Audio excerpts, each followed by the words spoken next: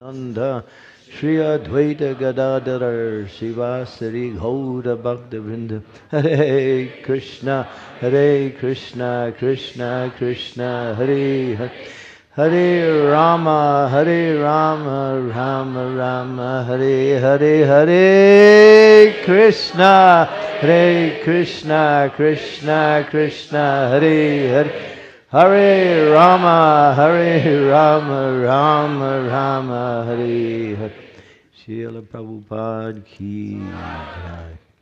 So last night, Sacinandana Maharaj quoted a beautiful, beautiful verse which has so much power, which is directly related to this mood of this particular verse, that Prahlad Maharaj, he prays. He prays in different ways. But now he's praying for two things. He's praying for purification of his own material desires, which are not there.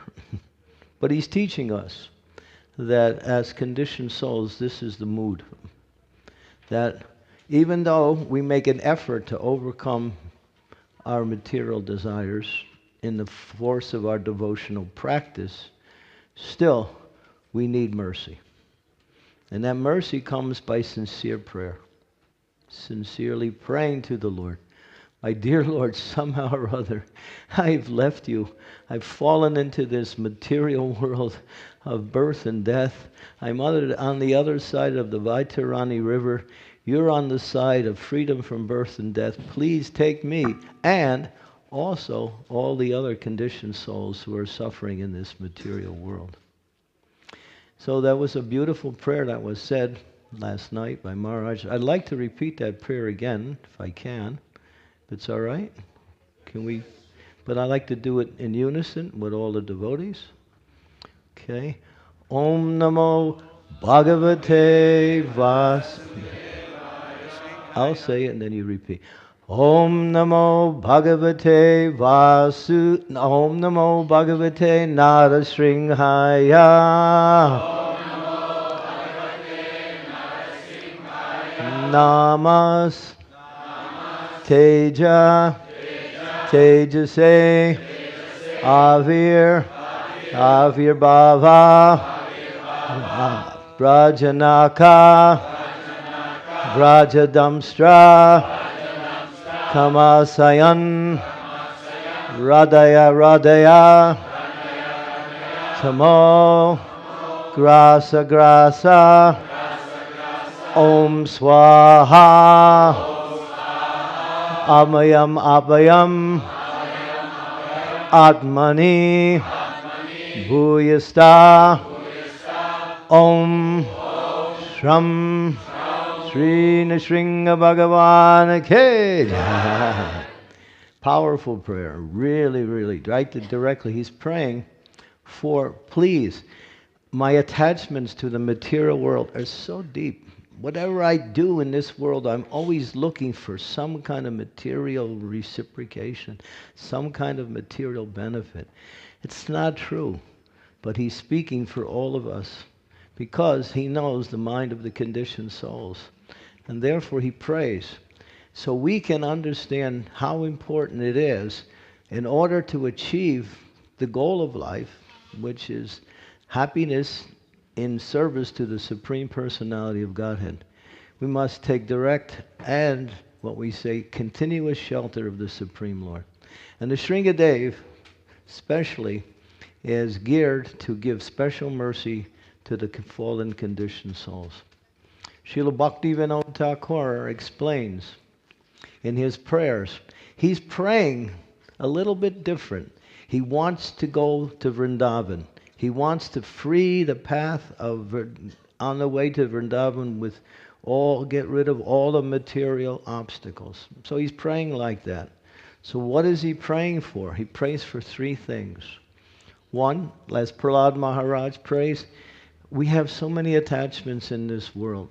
And you see, the process of devotional service is one of the principles is the more you make advancement, the more you realize how fallen you are. really. It's not some euphemism or some exaggeration or some false humility. Actually, our attachment to this world goes deep. You know, Maya Davase, Kacho Bese, Kacho Bub, Jeev Krishna Das, hey Vishwas, save us from this, world of birth and death.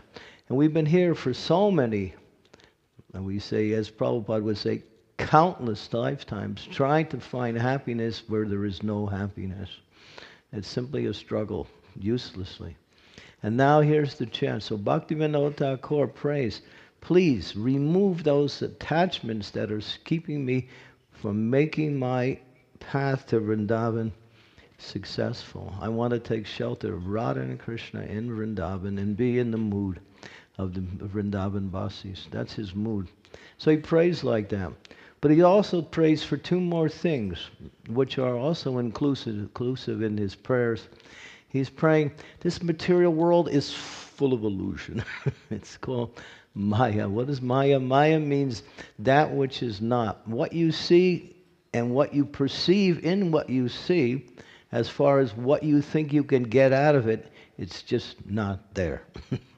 It's called illusion. It looks like it might give you some satisfaction, some peace, some, what we say, freedom from suffering. But all it does, it brings you deeper into the same thing you're trying to get out of. And that is Maya. Maya is expert at that. And so these illusions, and there's so many forms of illusion, that we can, without describing all of the different forms of illusion, I think we also know that Maya can attract us in so many different ways, even in the most useless, what you might say, insignificant, apparently insignificant way, wasting time trying to somehow or other find some kind of satisfaction by the activities of the mind, the senses, and the intelligence directed towards the external environment. So that's, so he prays, destroy those illusions. And Nrsingadev is really good at that. He not only destroys the illusions, but he destroys the objects of the illusions also.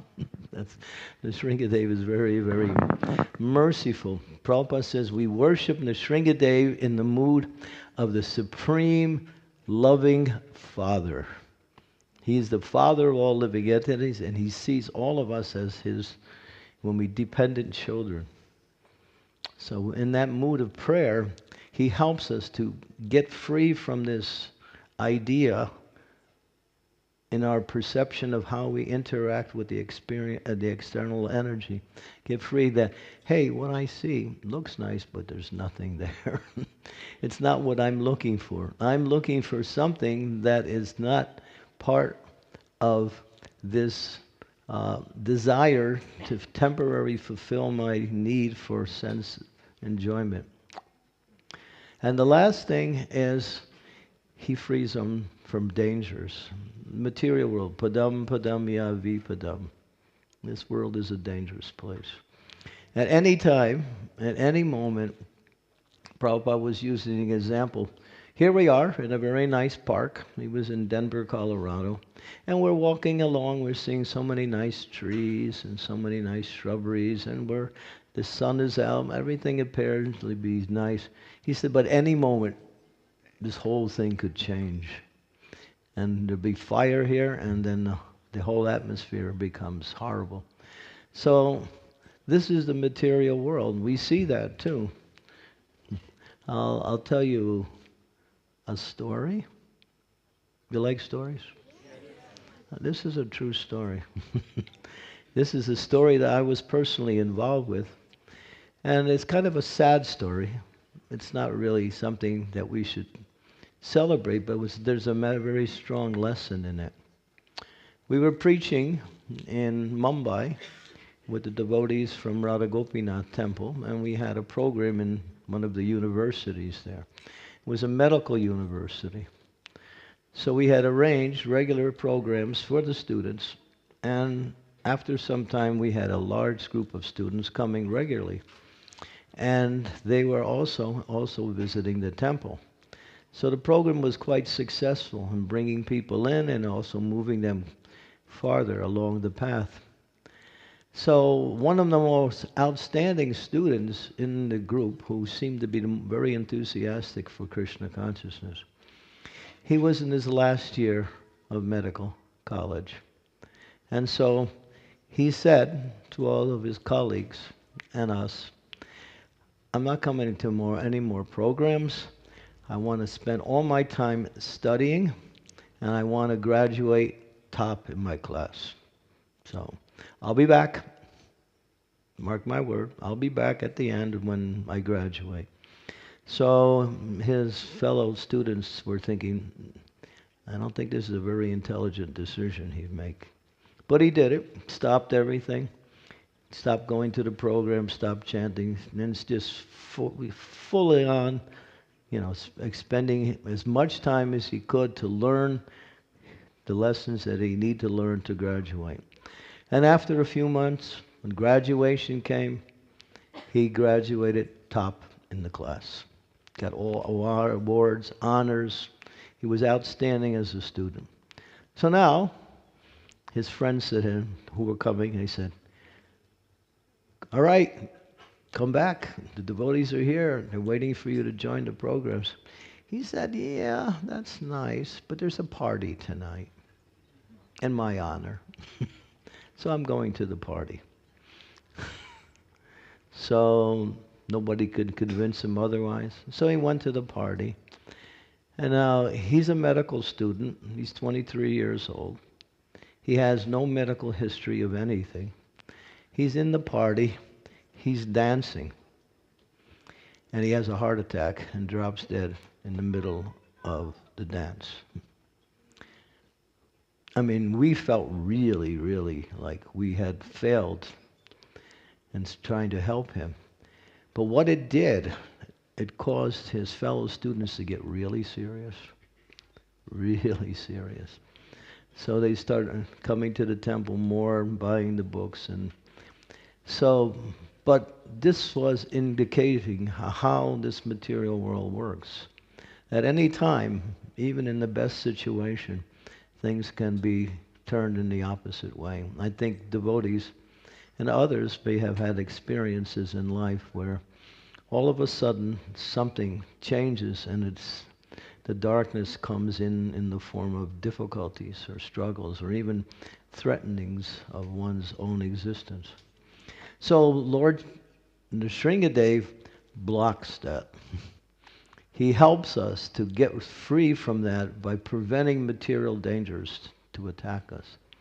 And so we pray like that, and he gives the intelligence and the guidance by which we can somehow or other free ourselves from the external dangers too, which come, especially we were hearing, Sacinandana Maharaj was saying last night, he was questioning us, or maybe even challenging us, do you think the world is okay today?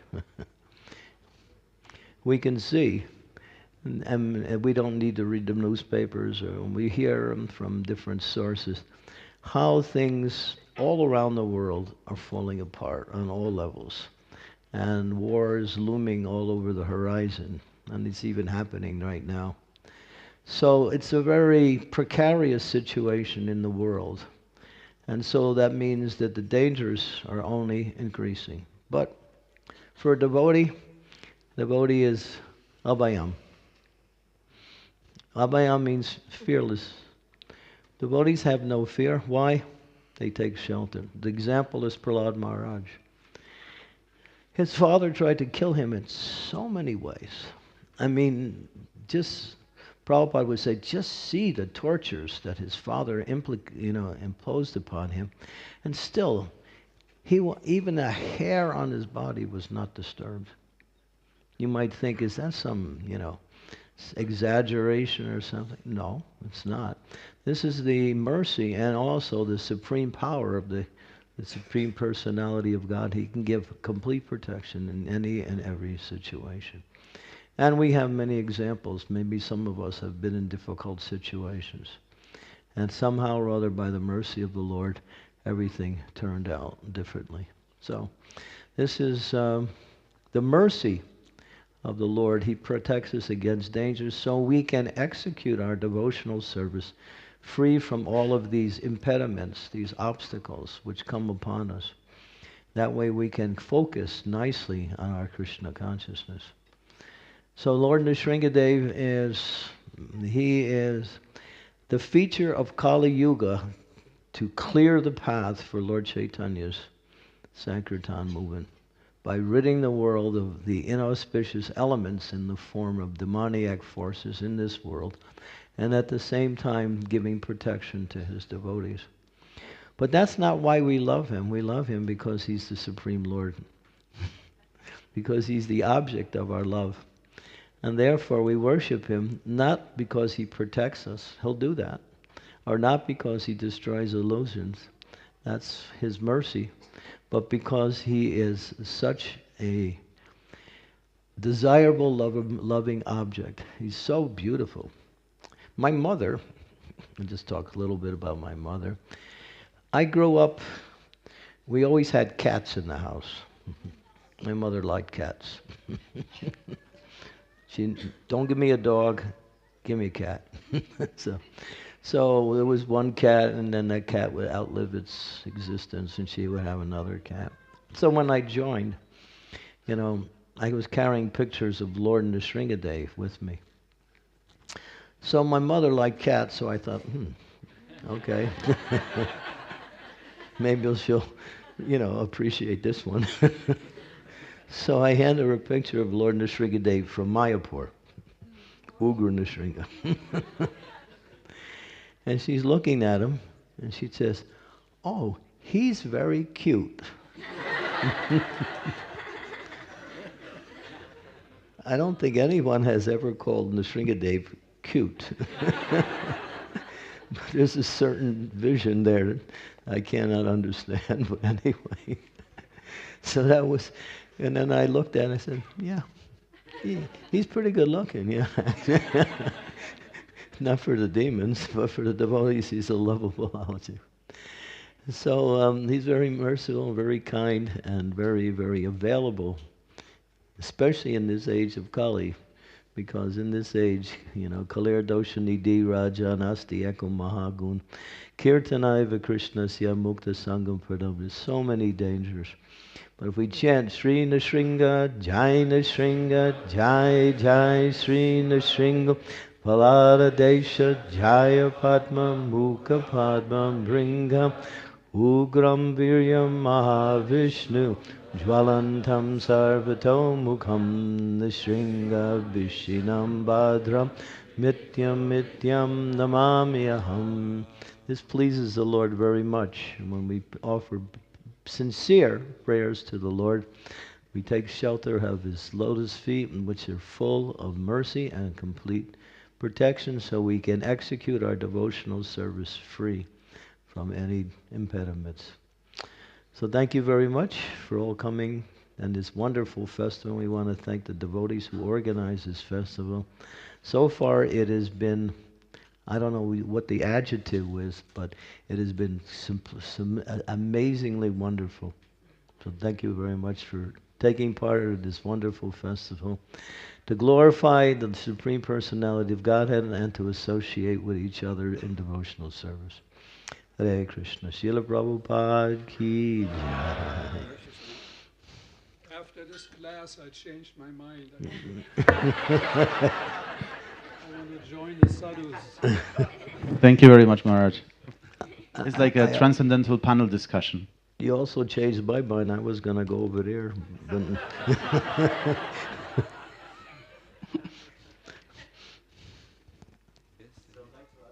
To us now, His Holiness Sacinandana Maharaj to continue with the lecture. You have half an hour, so if everybody does half an hour, then at the end we could have 5 to 10 minutes questions, answers, or discussion. The verse, please.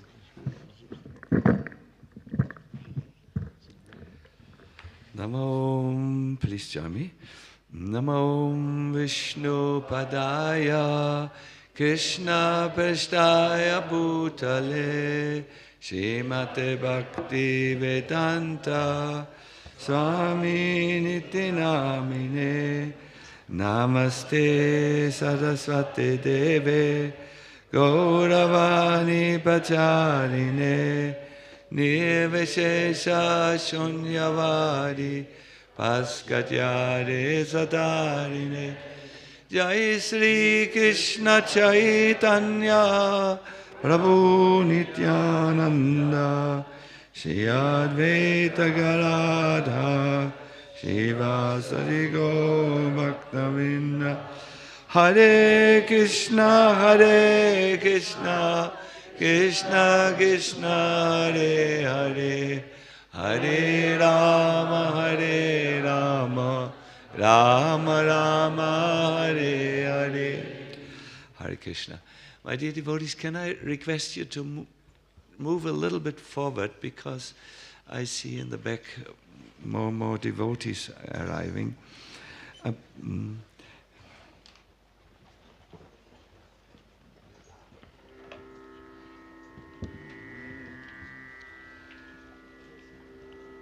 Please let us chant one more time the mantra, the verse today. Yadi dasyasi me kaman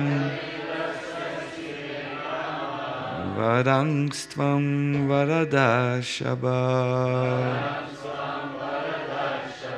kamanam hridya samroham bhavatastu vrinevaram. It's Prahlad Maharaj speaking. O my Lord, best of the givers of benediction, if you at all want to bestow a desirable benediction upon me, then I pray this one thing from your Lordship, that within the core of my heart there be no material desires.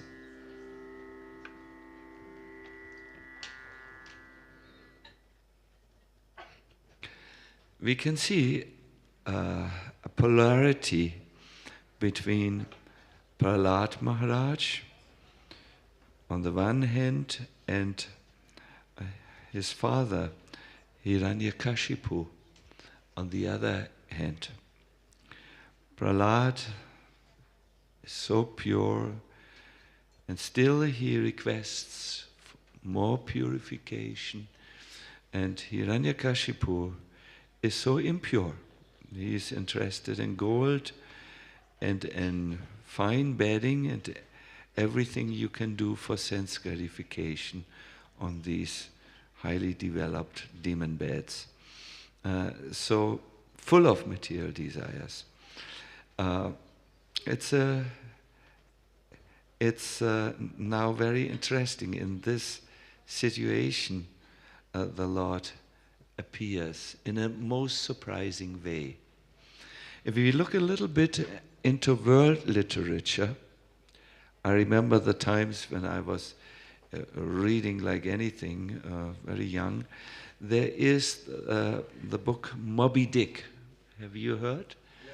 Moby Dick. Later in life, I was in a conference. I found out something about this book which I could not see, but I could feel there is something. We have Captain Ahab, the conqueror of the world's oceans, and he is trying to, be a masterful ruler of the oceans, a captain. And he faces his greatest adversary. Do you remember who that was? The white whale, Moby Dick, who even bit a leg away from him in a confrontation. He was a catcher of whales, this Captain Ahab. So he understands deep inside that God has sent this white whale into my life to stop me. And he declares war on God. there is a beautiful passage where he crafts a spear with which he wants to throw in the heart of this mystical creature, this white veil. It's described how he calls the gods down into the spear. Lightning he brings down, and he in the spear, and he hammers, or he has his man who does this, bringing down the lightning. It's a very masterful piece of writing, but very indirect writing. So he wants to control the forces of nature, really, and then throw the spear into the heart of what God has sent him as an opponent, this white veil who seems to be a more powerful ruler of the oceans than him. And of course he loses in the end. We can discover that in this piece of world literature, a theme from this Lila is also there. Hiranyakashipu wants to be the ruler of the universe, not of the oceans, but of the universes. And he becomes very, very powerful by requesting what is really powerful, blessings from the creator of the universe, Brahma. And he hopes by these blessings to become godlike, that is immortal. But then at the end, the Lord finds a way to destroy all his arrangements, all his blessings, and gets to and shows. My dear devotees, could this be your story also? Bhaktisiddhanta Saraswati Thakur describes that somehow we are positioned between Prahlad Maharaj, who wants to surrender and be absolutely pure in his heart, and Hiranyakashipu. Do you recognize the Hiranyakashipu in your heart? He's there. Hare Krishna. And sleep is also there. So we need to open again the windows of the tent to get some air. Prabhu, don't sleep now.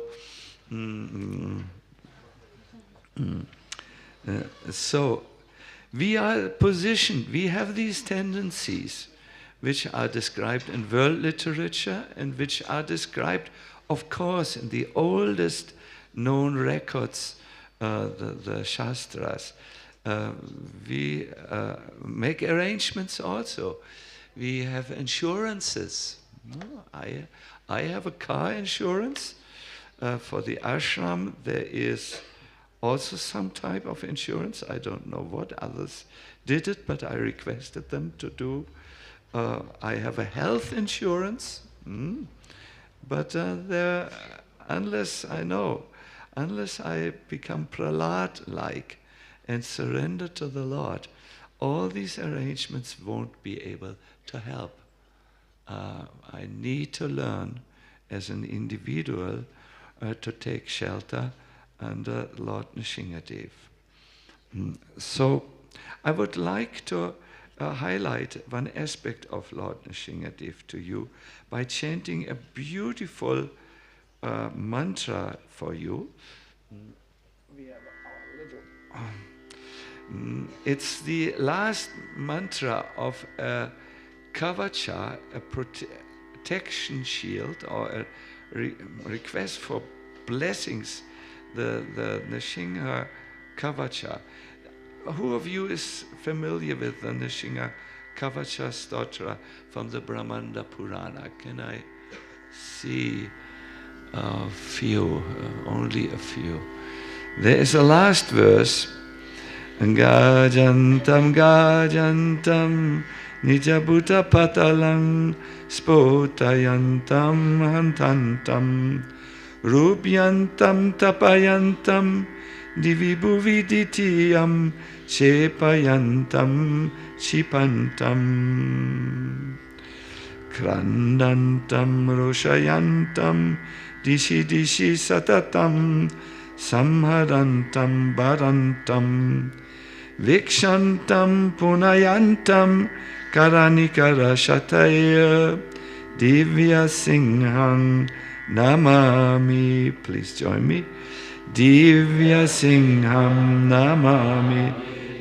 2 times more, please. Divya Singham Namami. Divya Singham Namami.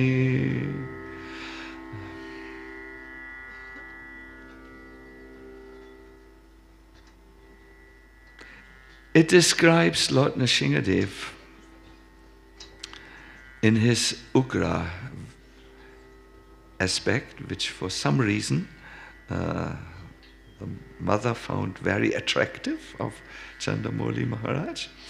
Lord Narasimhadev can roar loudly, and he also causes others to roar.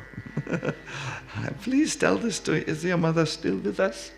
You should tell her. He tears and kills demons by his many arms. Oh, he has 16 arms, we hear. He's constantly searching earth and heavenly planets for demons from deity's lineage so that he can overpower and throw them down. He's still active. He is searching for the demons. He destroys demons from all directions, displaying great anger. Simultaneously, now this is the other aspect of Lord Nrsimhadev to which we as devotees relate. Maharaj, you shared so nicely, the Prabhupada said, we worship him as in the fatherly mood. He's the Supreme Father. We take shelter. We don't go too much into the roaring aspect. Simultaneously, with his multiple hands, he maintains and protects and also nourishes the entire material manifestation. My humble obeisances to Lord Nrsimhadev, who has appeared in the form of a transcendental lion. Thus ends the Nrsimha Kavacha, spoken by Prahlad Maharaj in the Brahmanda Purana. Yes. My dear devotees, the prayer of Prahlad Maharaj is so important for us, and I really want to commend those who found it for us. The prayer of a devotee who follows Prahlad Maharaj and approaches Lord Nrsimhadev is to get rid of the Ahab mentality, Captain Ahab mentality, where he is the imaginary king of his imaginary kingdom called my life.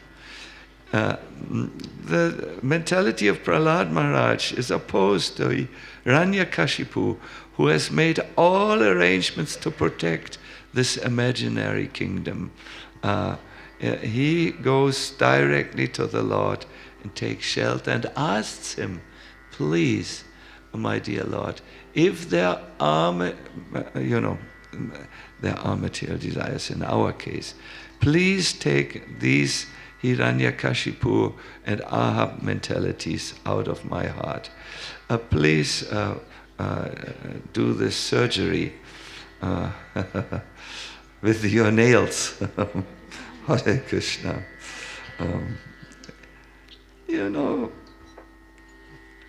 When you are a criminal and you see a knife, you run and you are afraid. But if you are a faithful, trusting patient and you see the doctor with his knife, you say, okay, please know I'm not a hero.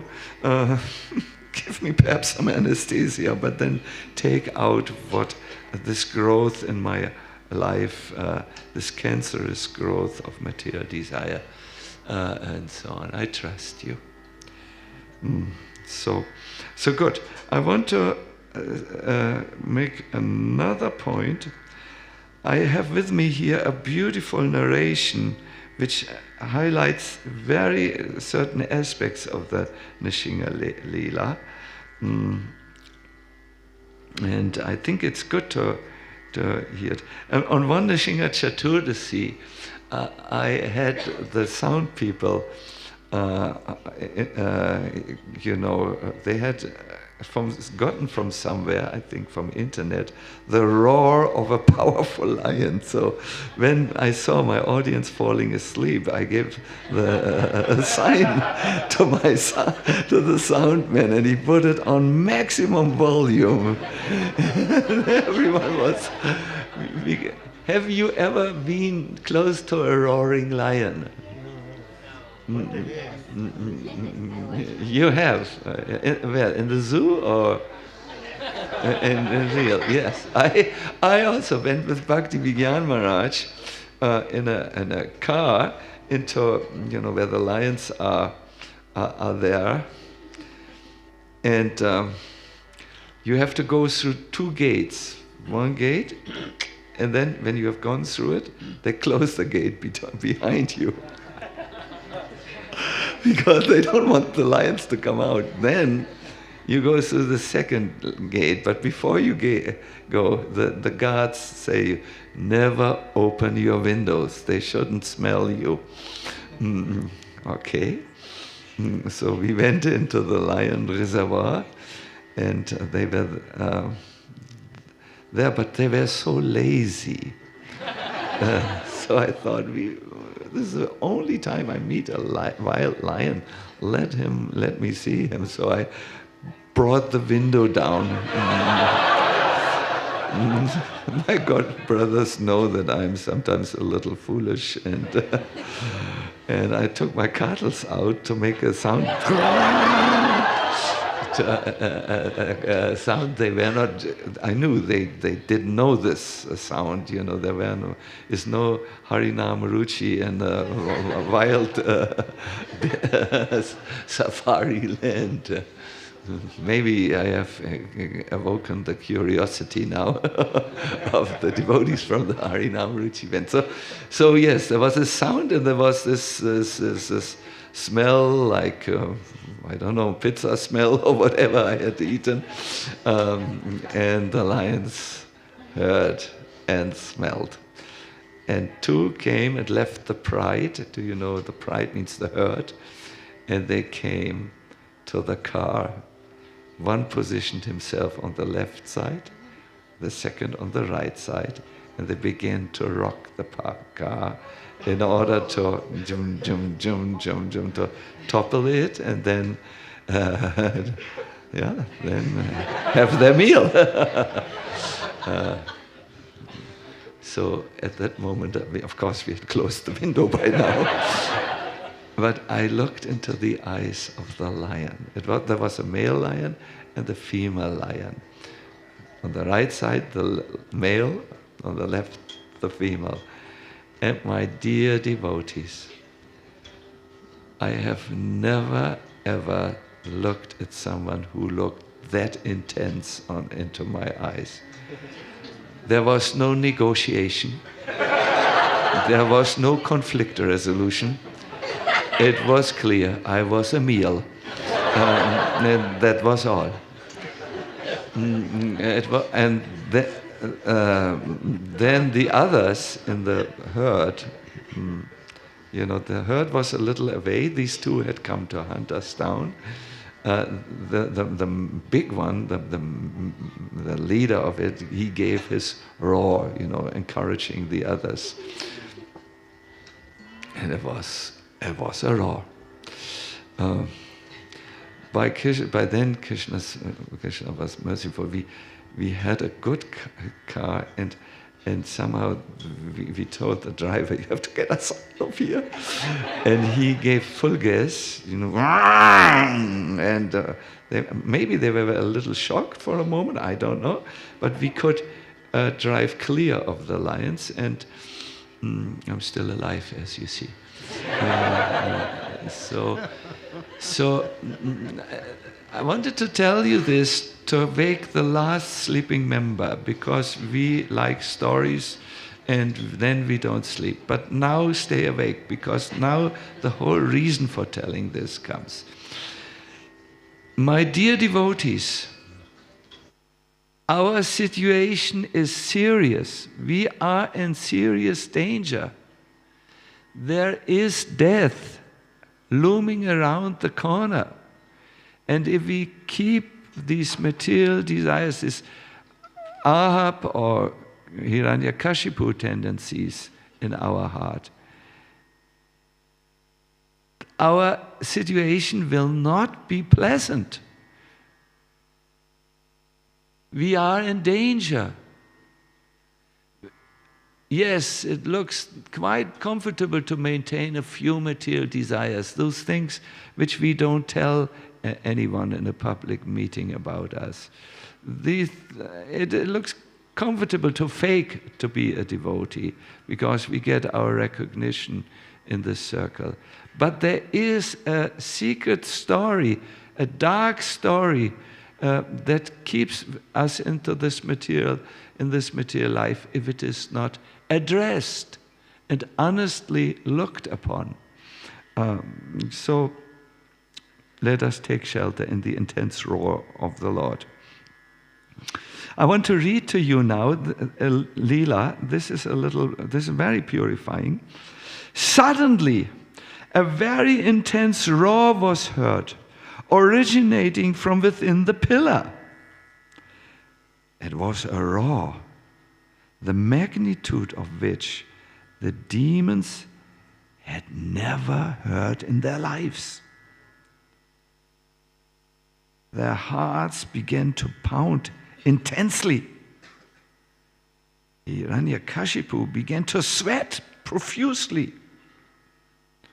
Can you imagine how it smelled? I asked you yesterday, can you now imagine? Drawing out his sword, he braced himself, not knowing what was about to emerge from that pillar. He only had heard this mystical sound. How could anything be inside a pillar that had stood in his palace for hundreds of years? Even before he could find an answer, the pillar burst open. Crash. Within that half-broken pillar stood the most mystical creature that anyone had ever seen. Hiranyakashipu's jaws dropped.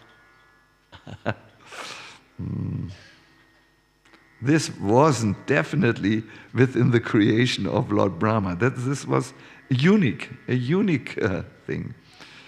There his first condition fell flat. This wasn't an animal, nor was it a human. Yes, a human. He realized that even his second condition had fallen flat. With the red, bloodshot, angry eyes, this magnificent creature roared intensely. I will now point to my sound man. The roar is going to come in a second. Brace yourself. No? We have no sound for you. The sound you have to imagine in your heart. No, please, my dear devotees, don't roar now, because you will not do justice. It will sound like a mosquito roaring. This will be totally ridiculous. Don't even try. Just hearing the roars of that creature, the demons, all the demons, began to run helter-skelter to save their own lives. It was so frightening. Having the face of a lion and the rest of the body of a human, he had a chest. The mystical creature within that pillar seemed intensely powerful. And the Supreme Personality of Godhead, everyone could understand, this is an Supreme Personality of Godhead. He has come. He had come, taking the half lion, half human form, just to fulfill the words of his dear devotee. Narada Muni had said, if Hiranyakashipu will attack Prahlad, at that time the Lord will come and finish Hiranyakashipu. So there is a beautiful description of the Lord. I can tell you from memory, there is this Bhagavatam shloka. It's called the Dhyan mantra, the meditation mantra on Lord Nrsimhadev. It describes him as having fierce eyes that stare very strongly. He has ears that don't move, but his tongue moves like the sword of a sword master. These people who really know how to quickly use and make unexpected movements to defeat their opponent. His mouth had these sharp teeth, and anyone who looked at his mouth was overcome with terror and couldn't move. It was paralyzing. The glistening golden manes of a lion spread out, encircling his beautiful face. I heard in another description, he shook his his head like this. Those of you who have seen rock stars know what it looks. It's like a halo. So he shook like this, and the mane came and entangled itself in the clouds and teared down the clouds. It looked as if the universe was destroyed. His nostrils breathed heavenly, accentuating his angry looks. Those who have been by making these sounds, the heart freezes also. His rippling muscles all over his body, especially his chest, threatened the demons because they moved. He was getting ready for to pound. And yes, it's all very nicely described. At that moment, Hiranyakashipu thought, I'm dead. I'm done. It's over. But Lord Nrsimhadev did not caught him in his nails, with his nails, but he only bruised him a little, nothing significant, small wounds, But then he let him go. And the moment he was free again, he thought, wow, I'm so powerful, he can't get me, I will get him. Isn't this how our little Hiranyakashipu is working? When we are in a dangerous situation, we call out for the Lord. But the moment we are out, we are our usual self again.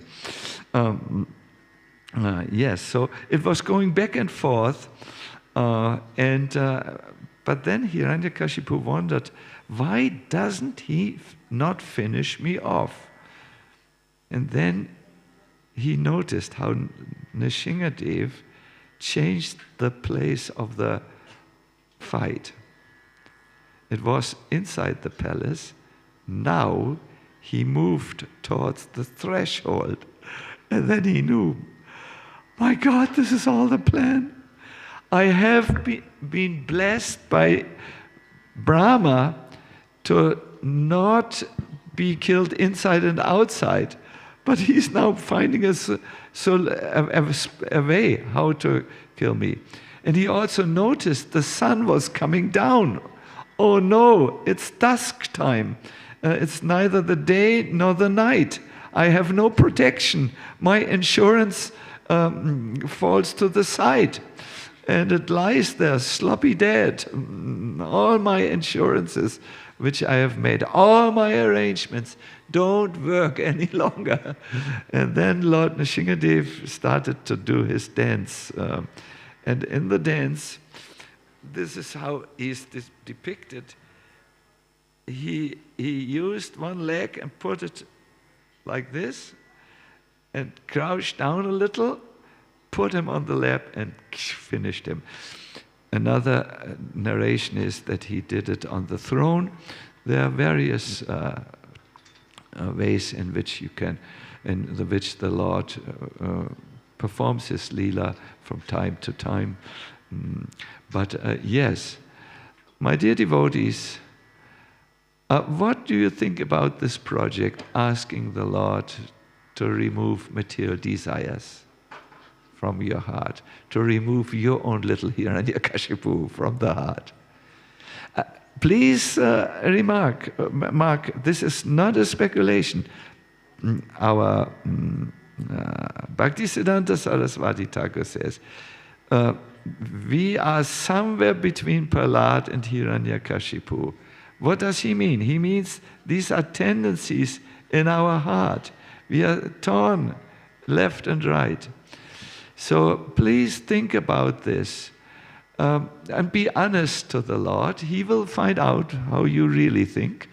And if you dare to say the prayer again, Om Namo Bhagavate Narasimhaya, Namo Namaste, Tejas, Tejase, Avir, Avir Bhava, Vrajanaka, Vajadamsta, Kamashaya. I think we stop here because I see only you have become thoughtful. Will I pray this?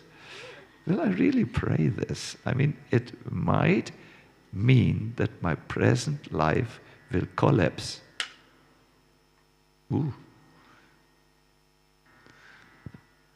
Think before you pray. If you cannot pray, say, my dear Lord, please give me the intelligence and the heart that one day I can pray that you come into my life and make me absolutely your servant. I can recognize that these attachments which are still there in my heart are crippling my spiritual advancement. I can recognize it. I do not appreciate to remain in this in-between station. I know either in this life or that life, next life, I want to come to you. I wish you all the best, my dear devotees. Thank you for listening. When you go out, there will be one devotee, Jayatam, is he here? We have water, very sacred water, from Nrsinghapali in Shida Mayapur. It's that place where Lord Nrsingadev went after he had killed the demon Hiranyakashipu, and he manifested a self-manifest form. Do you know what this means? No Dedivala was making it. It came, and from that water, from that deity, we have this water, and Jayatam will be at that exit of the tent, and he knows how to do this. He is from Bangladesh. He will pour, where there's a lot of holy water, so they know how to sprinkle it. It will be sprinkled on your head, and it will help you to come to this stage of relief, of ecstasy, of freedom, and so on. So, thank you very much. Sri Nrsingadeva ki jai. Gaur Premanandi. Hari Hari Bol. Thank you very much, Sacinandana Maharaj. So now we will request His Holiness Mahavishna Maharaj to continue for another 25 minutes, half an hour.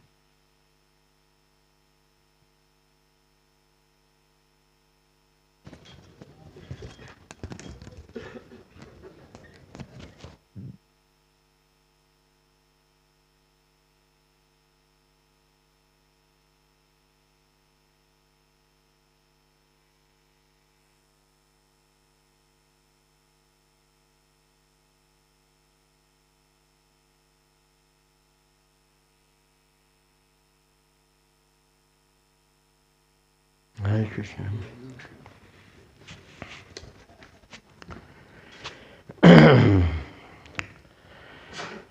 Hare Krishna, Krishna Krishna, Hare Hare, Hare Rama, Rama Rama, Hare Hare. Nama Om Vishnu Padaya, Krishna Pristaya Bhutale, Srimate Bhakti Vedanta Swami Iti Namini. Namaste Saraswati Devi, Gauravani Prachayane, Nirvisesha Sanyavadi, Vasacha Desatayane. Jaya Shri Krishna Chaitanya, Prabhu Nityananda, Shri Advaita Gadadha, Shivasadi, Gaur Bhakta Vrindam. Harinama, Harinama, Harinama Eva Kevalam. Kalona Seva, Naseva, hands up everyone please. Harinama, Harinama, Harinama, Eva Kevalam. Kalona Seva, Naseva, Naseva, Gajya Anyata.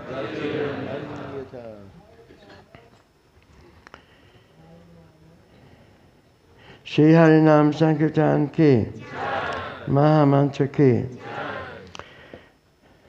Sometimes people ask me, what is your favorite form of the Lord? And I have to admit now, in public, it's not Narasimha.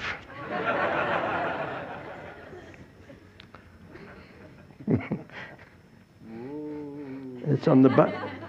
Narasimha's on the back of my hat. It's on the back of my hat, tearing apart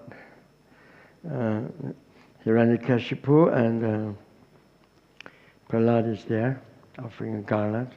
Well-known picture we have on the altar. And but my favorite form of the Lord is in a place where there are many lions and tigers and wild animals.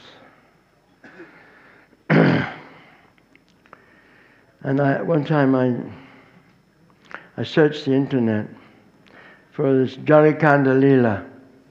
You know Jarikanda Lila? Lord Chaitanya going through the forest of Jarikanda, and actually listening to Candramauli Swami and Sacinandana Swami. And I just feel completely useless and nothing to say, but I'm put on the spot. So I have to say something, you know. I've got to fill up the time with something which may be of relevance. And yeah, that Lila strikes me, you know, that Lord Chaitanya is so powerful and so wonderful and so ecstatic that when, I mean, lions and tigers, you know, am I wrong? Similar or not similar? Very similar. Very similar, thank you. But one of the pictures has a lion also.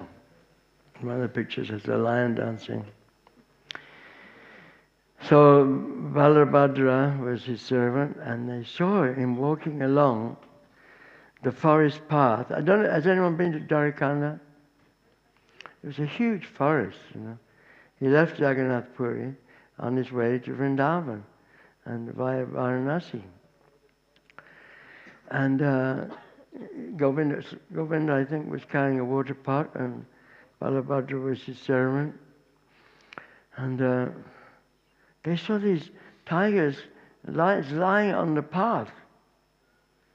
And what was going to happen, nobody knew.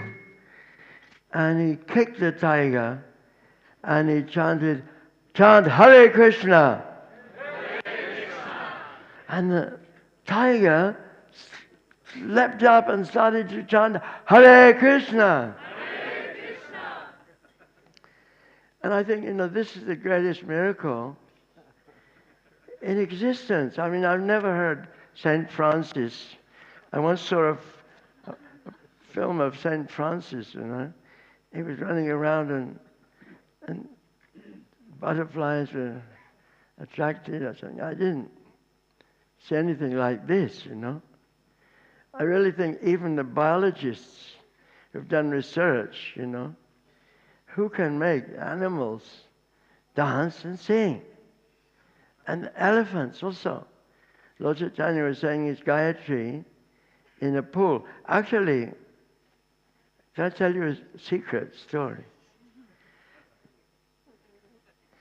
One time there was one in Ranchi in South Bihar, which is where Dwarikanda forest was. There was one Babaji, Kamara Baba. Actually, he was a Shiva Baba. Had a beautiful Shiva temple, Lord Shiva, his form. And he passed away. And everyone, the secretary of the committee, because it was a trust, it was like 7 or 8 acres of land. Beautiful land with a river flowing through it. It could have been the place where Lord Chaitanya was taking bath, and there were lions there, big old trees, it's an amazing place. So they were thinking, well, who's going to take this trust property now? Because in India you can't sell a trust property. You can't sell it. It's illegal.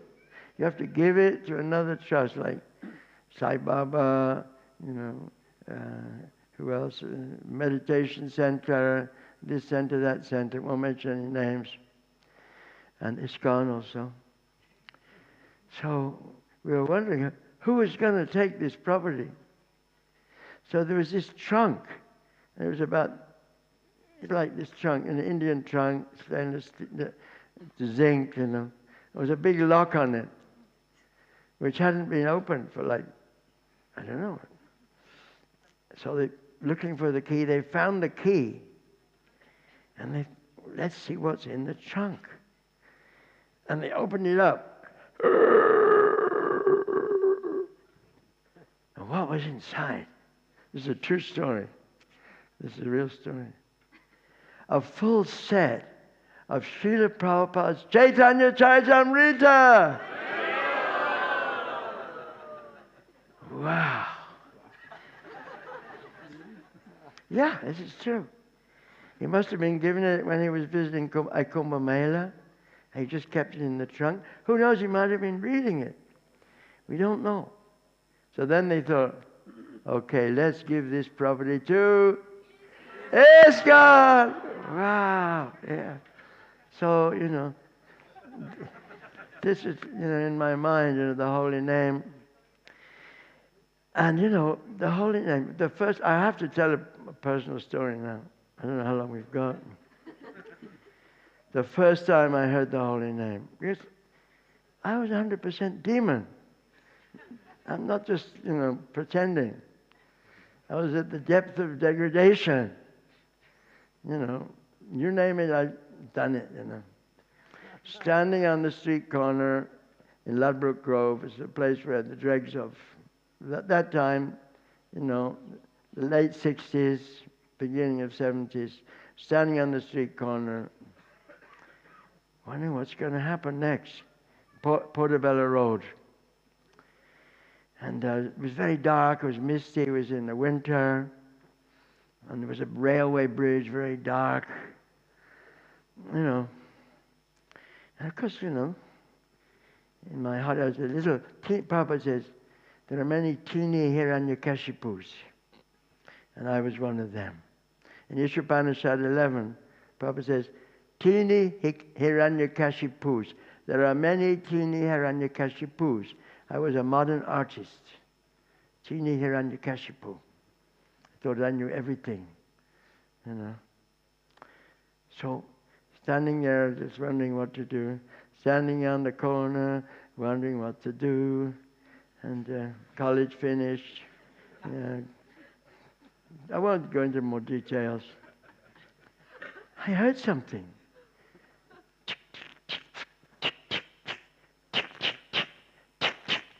Getting louder and louder, louder and louder, from under the railway bridge, and then out of the fog.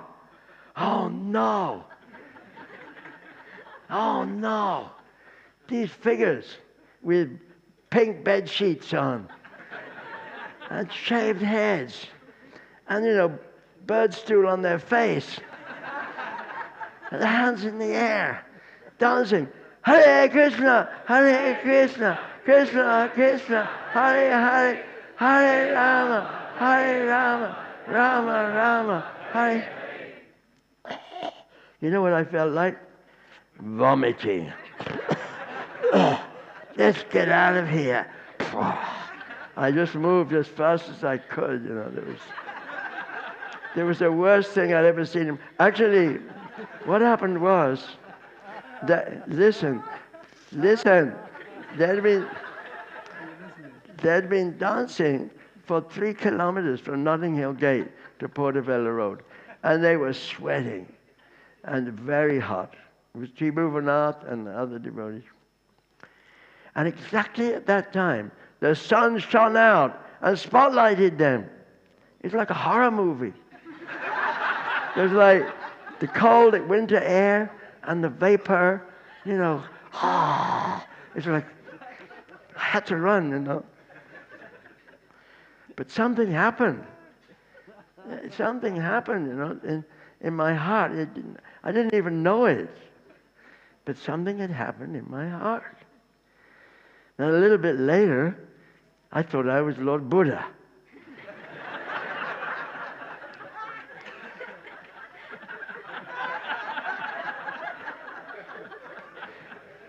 They're gradually improving my status of life. But there was one problem. Lord Buddha was hungry.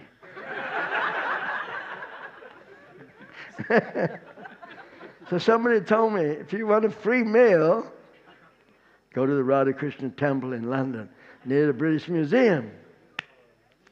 So I was really hungry. I did nothing, no money, nothing. So knocked on the door. Radha Krishna Temple. Nice smell, spices, warm. I walked in. And then this very beautiful Maharaji came up from the basement. She looked at me, because I was, crazy hippie, She was used to crazy hippies in San Francisco. She was Malati. Malati Maharaji Ki. I didn't want to be preached to by anyone. I had this white surgeon's jacket on with a, Star of David, Omkara, Cross of David, everything in felt tip pen on my jacket, on my surgeon's jacket. And she said, "You hungry? You want something to eat?" Yes. So I went down to the basement. And she said, "Sit here." Wow, it's just a bare linoleum floor. And I thought, wow, this is just like home. Hippies, we don't have furniture. We just sit on the floor and we eat with our hands. That was it, I thought this is like home, And she said, "We've only got dal left." She said, "We only got dal left." Dal? What's dal? She said they're all gone on Harinam. That everything finished. We just got dal. You want dal? Yeah, I was hungry, And there was this picture, big picture. And this person, with his hands in his hair, and his eyes up, and long black hair. I thought this guy's tripping. Tripping on LSD. I didn't know it was Lord Chaitanya. And then she brought this stainless steel, big, much bigger than this, like this big, not the green mung dal, and very hot, And there would be these chilies, black chilies, roasted chilies floating on top. And my eyes were watering, What to do, So then I thought, I'm really hungry. So I drank that. Wow. My first prasadam, Maharaji ki jai. And she didn't try to preach to me. She knew I wasn't ready to listen. You have to be, my dear friends, when the demons come in, the little handikashipus, don't try and preach to them. Just give them prasadam. Give them the holy name and prasadam. So that was it, And the story goes on like that, gradually. And, after everything collapsed, my girlfriend kicked me out, everyone finished, everything, modern art smashed, everything finished, nothing left. My modern art garden, the only thing that was written on the wall was Hare Krishna. I hated it, actually. I hated Hare Krishna. And so I thought, okay, last resort, I have to go back to my childhood. I'll draw God. I'll draw God now. Because I was an artist, So I got this, 1 o'clock in the morning, 2 o'clock in the morning, on the kitchen table, had this, cartridge paper and a pen. I was drawing this old man, knobbly man with a beard, very frightening, horrible. Old man with a beard. That's what I thought God was. And all of a sudden, the door burst open. The kitchen door burst open in the 1 or 2 o'clock in the morning. And it was my old friend. And you know what he thought? He thought he was the incarnation of Lord Jesus. It's a true story. He was tall, he had a long black beard. He said, "What are you drawing now?" I hadn't seen him for 6 months. He said, "I'm drawing God." I didn't know he'd just been to the Radha Krishna temple in London.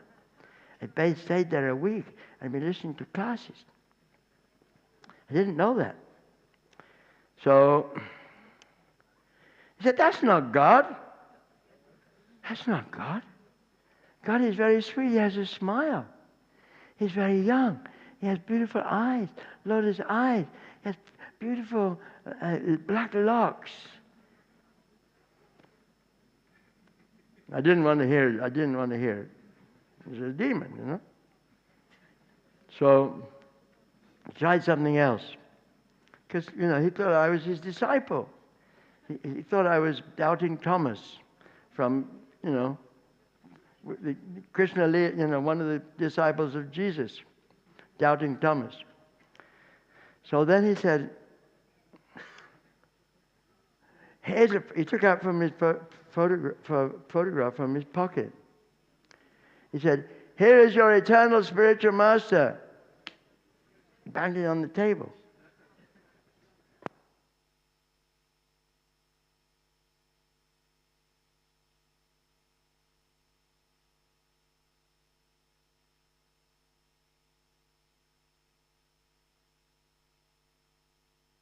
Krishna.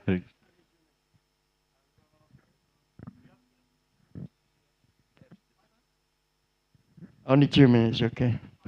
So he put on the table this picture of Srila Prabhupada dancing in ecstasy, I think in Japan or somewhere. And I looked at it. I don't want a spiritual master. It's the last thing I want. I know everything. I'm a speculator, Maha speculator, not Mahavishna Swami, I'm Maha speculator Swami. I threw it on the floor. So then he was up against it. What could he say to me that would bring me to my senses? He could see I was far, far, far away from Krishna consciousness. And he was hearing in the Radha Krishna temple, and he was sometimes reading Prabhupada's book. He wasn't a devotee. He wasn't an ISKCON devotee. He thought he was the incarnation of Lord Jesus. And he said, thinking what to say that would actually change my heart. And he said something very simple. everybody knows. He said, you know, you're not that body. And you know what? When he said that, my mind stopped. My mind stopped, literally. I stopped speculating. You know, you're not that body. It kind of echoed in my mind. You know, you're not that body. Yeah, maybe this explains why I always felt a misfit in my whole life. My whole life was failure. My life is a story of failure. But I was always looking for something. You know, you're not that body. So I just kind of, my mind stopped. I became submissive. So you know what he said next? So chant Hare Krishna. No, I didn't want to chant Hare Krishna. I didn't want to become another zombie on, wearing saffron clothes, shaved hair, dancing in the street, giving out leaflets. The last thing I wanted to do. I didn't want to become a zombie. A member of an institution. So I was a far cry from institutions. I hated institutions. So then, you know what? But I thought, anyway, he's my old friend. We've done so many things, crazy things together. I won't mention this here. Nasty things, good things. And so I thought, well, anyway, he wants me to chant Hare Krishna. So, okay, I'll give it a try. So he said, Hare Krishna. I said, Hare Krishna. Hare Krishna. Hare Krishna. Krishna, Krishna. Krishna, Krishna. Hare, Hare. Hare Rama. And I was beginning to like it. I thought there's something different. It's very nice. I began to like it. I thought there's something nice. Krishna, Krishna. Rama, Rama. Hare, Hare. Wow. That was it. I think that was the informal initiation. And then after that, so many things happened. My friends rejected me, kicked me out. And I was on the street again. And then anyway, have I got any more time? 2 minutes. So, Lord Chaitanya one time, when Chankazi attacked the Srivasangam and broke the Madangas, you all know that story, Mayapur. Who's been to Mayapur? Srivasangam, where the first kirtan started. Then Chankazi sent his constables, smashed the Madangas, beat them up, everything. Lord Chaitanya became furious. He called lakhs of people because everybody loved him in Mayapur. And they marched on Chankazi's place. And he confronted him. Now, why are you stopping the Sankirtan? That's there in Chaitanya Charitamrita. And also Chaitanya Bhagavatam. He discussed so many things, Quran. Why are you killing your mother? Your mother's giving you milk. Why are you killing? Your father's plowing the land. What kind of religion you belong to? So on and so forth. Eventually, Chankazi was convinced. And he said, yes, last night I had this dream. I had this strange dream.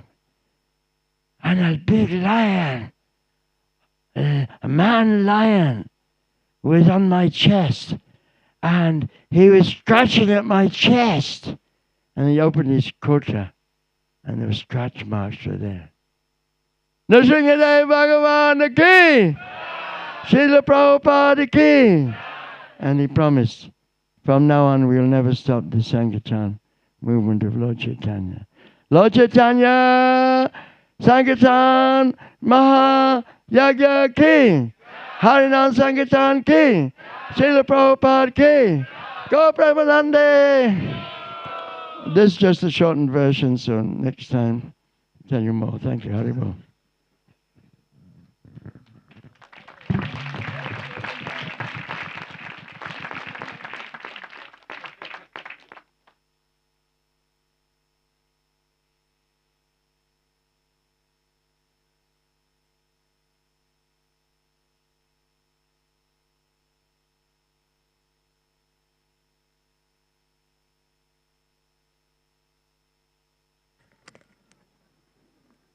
use mine? Contaminated. You feel like a robot. Does it work?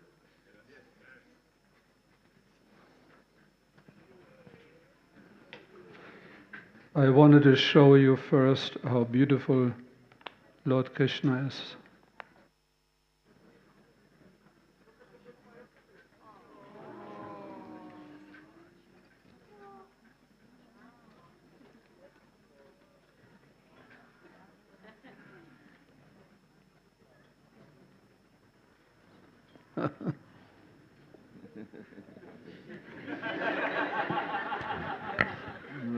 It's amazing. AI. No, this is Krishna.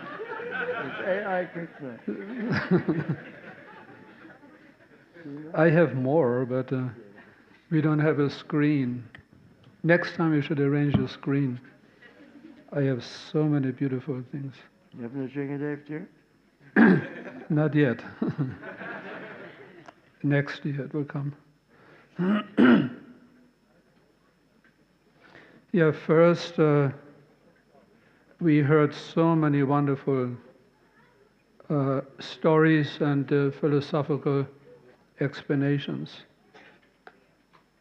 Moby Dick, he bit off a leg. A graduate student dropped dead while dancing. A Baba passed away. We seem to be in hot waters. That's the material world. I remember one journalist, he was a philosophical speculator, and he asked Srila Prabhupada, what about if everything is just a dream, illusion?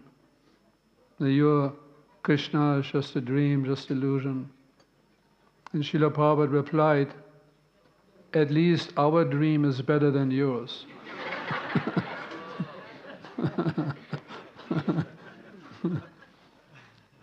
Srila Prabhupada was just so wonderful, explaining Krishna consciousness.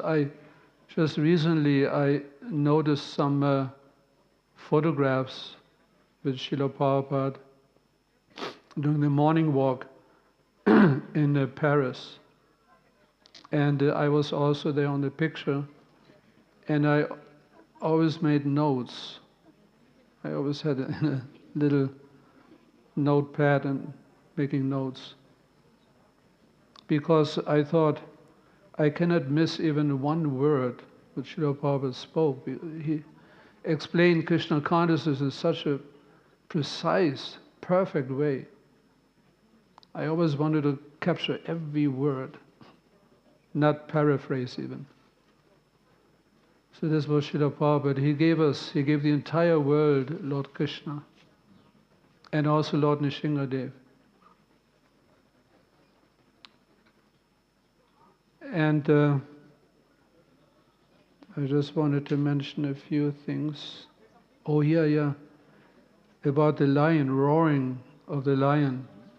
I can completely confirm. Once in Cologne, I was on Sankirtan book distribution, and they had one cage with a lion as an exhibition, some zoo. And so I distributed some books. I was close by, and then the lion roar. Can you imagine in a shopping street, the perfect sound system was so loud. I think I had some moist spot, at my dhoti. Really, so unbelievable. Then I immediately thought of Lord Nrsimhadev, how Lord Krishna creates, or Lord Brahma creates these amazing things in this material world. And let's see. Yes, in one class, Srila Prabhupada mentioned that the story of Hiranyakashipu and Prahlad Maharaj, it is an eternal truth. In this material existence, there will always be the asuras and the suras, the devotees and the demons. Lord Krishna states in the Bhagavad Gita, Dvau bhutas sargau lokayasmai, daiva asura evacha. There are two types of created beings in this material world, the divine and the demonic. I have described the divine at length, Lord Krishna explains, and now he describes the qualities and symptoms of the demonic. When a person gives up, Srila Prabhupada explains in the purport, Shastric injunctions, and acts according to scripture, under the control of attraction and repulsion, then he is demonic. There does not exist anything other than dharma and adharma in wandering through millions of births in this universe. Lord Krishna describes the qualities of a godly person, and then he describes the demonic qualities. Asatyam. They say that this material world, it is just an illusion. Asatyam means also temporary. That point of being a dream. Some philosophers, they make statements like that. And pravishtam, what was that? Apratishtam. Apratishtam. Yeah. No foundation. That means no foundation. Jagat ahu anishwaram. Ishvara means controller, the supreme controller. Then no.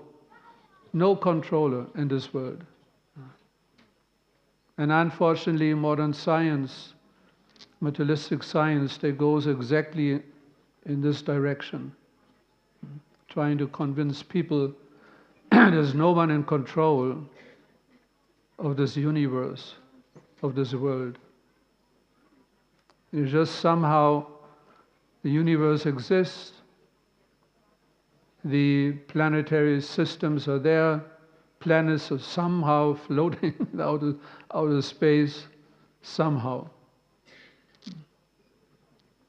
But Lord Krishna clearly explains in the Bhagavad Gita that he, Mayatakshena Prakriti Surti Sarcharacharam, everything is caused, he is the cause of all causes. He is the supreme Ishvara. Unfortunately, the people at school, high school, university, they learn the opposite. No one in control. That's the difference between the demons and the devotees. The devotees, they accept Lord Krishna, he is the supreme controller. We all have to surrender unto him. But the demons, they will never accept. Never. Hiranyakashipu, he was such a great demon. Hiranya, gold, Kashipu, soft cushion. I remember, since we are telling stories, on Sankirtan book distribution, we used to stay in guest houses or hotels sometimes. And we were very strict as brahmacharis, very, very strict. Especially German brahmacharis, very, very strict. So I remember they have these very soft cushions in a hotel. So I took rest, and then I woke up in the middle of the night. I thought, I'm a demon, I'm a demon. And I threw the cushion away. So Hiranyakashipu, he definitely didn't have such a cushion. He had a really soft and big soft one. So the demons, they always after sense gratification. We have to be careful as devotees. That's one of the prime symptoms of demons. They always want to enjoy, materially enjoy. And as our Maharsha mentioned, that, Sacinandana Maharaj made the point of, this in-between state of being attracted to Maya, this material world, sense gratification, and surrendering to Krishna, renouncing everything. Everything belongs to Krishna. So that in between, and I was immediately thinking, that's actually the Tatastha Shakti, the Jiva, the living entity. When it turns towards Lord Krishna, it feels attracted. When it turns toward Maya, material energy, it feels attracted. That's the nature of the Tatastha Shakti. It feels attracted either to Maya or Krishna. And I believe many of us must have this experience. And when we turn our vision a little bit toward the material energy, then the attraction takes place. I mean, am I wrong? No, you're not wrong. Thank you. You're right. He's right, yeah? And turning toward Krishna, again, we feel attraction. Krishna is so nice, the philosophy, everything, so wonderful. Then again, we turn a little bit, attraction. That's a Tatastha Shakti, exactly in between. And this is why Srila Prabhupada created the association of devotees. We are so grateful, eternally grateful what Srila Prabhupada did. He created that facility for the entire world to constantly, as much as possible, associate with the devotees, so that we can take shelter in that attraction to Krishna consciousness. And as soon as we step out of the association of devotees, again, we will feel attracted to Maya. So that's why these festivals are so wonderful, so auspicious, so beneficial, that we can take shelter in the association of devotees. As more devotees, as better. I know it sounds sometimes austere. More devotees, more shelter. We should always be surrounded by devotees.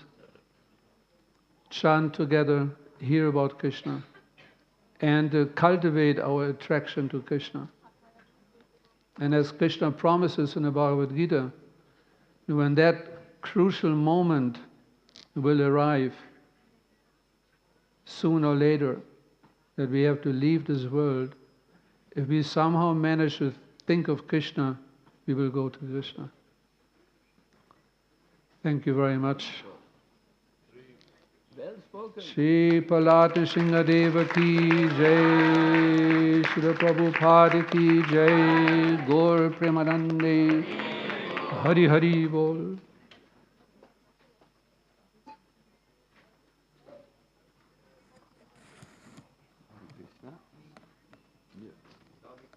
Questions and answers? Any questions?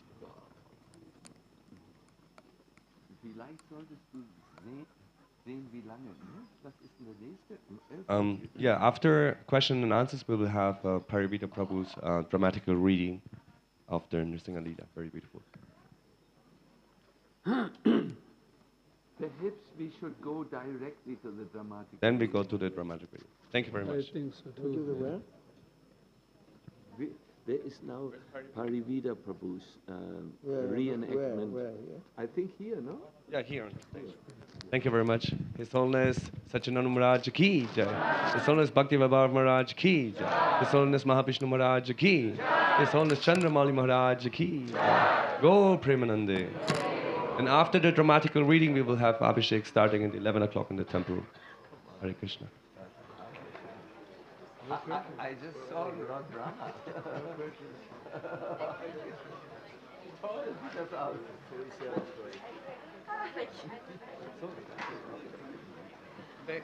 Krishna.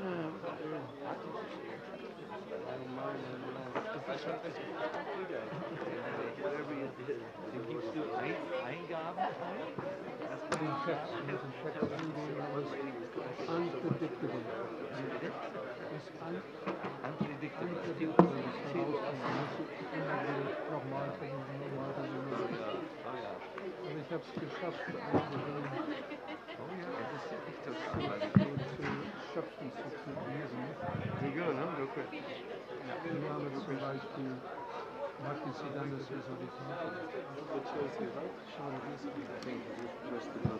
Where's the youngest? I'm very young. I'm very young. I am very young. I'm very young.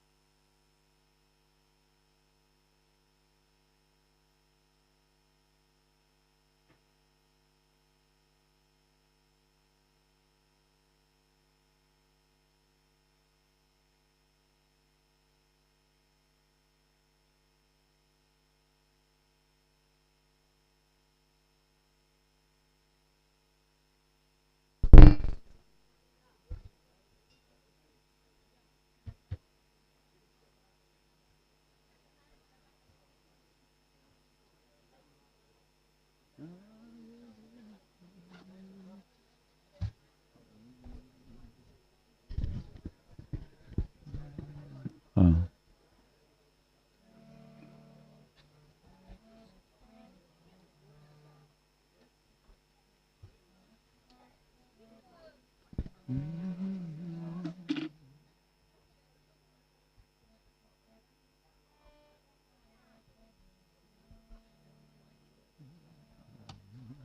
please, please.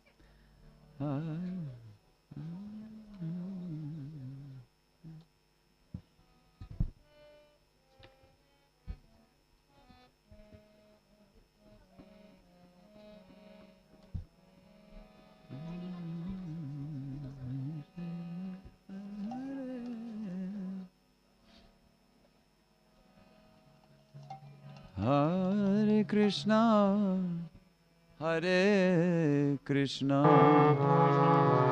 Krishna Krishna, Hare Hare, Hare Rama, Hare Rama, Rama Rama, Hare Hare, Hare Krishna, Hare Krishna, Krishna Krishna, Hare Hare, Hare Rama, Hare Rama, Rama Rama, Hare Hare, Hare Krishna, Hare Krishna, Krishna Krishna, Hare Hare, Hare Rama, Hare Rama, Rama Rama, Hare Hare. Hare Krishna, Hare Krishna, Krishna Krishna, Hare Hare, Hare Rama, Hare Rama, Rama Rama, Hare Hare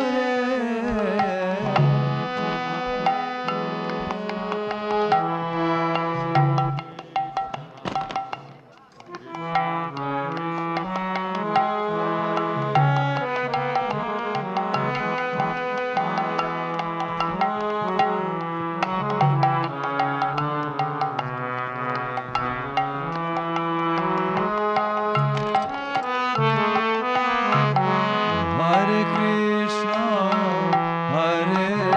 Hare Krishna, Krishna Krishna, Hare Hare, Hare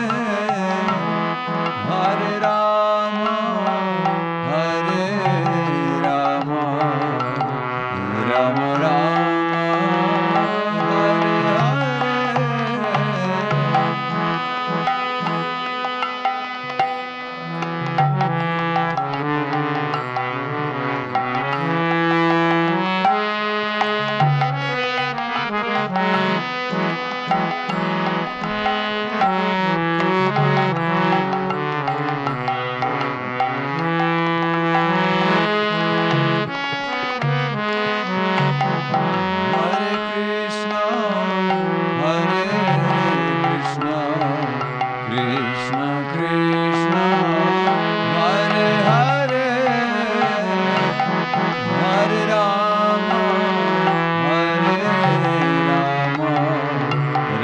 Rama Rama, Hare Hare.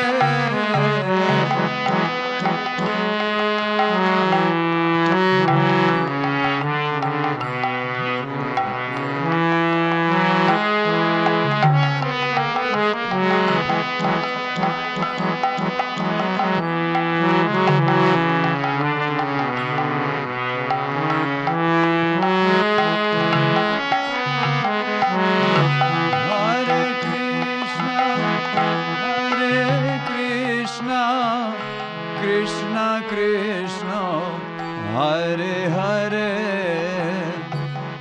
Hare Rama, Hare Rama, Rama Rama, Hare Hare.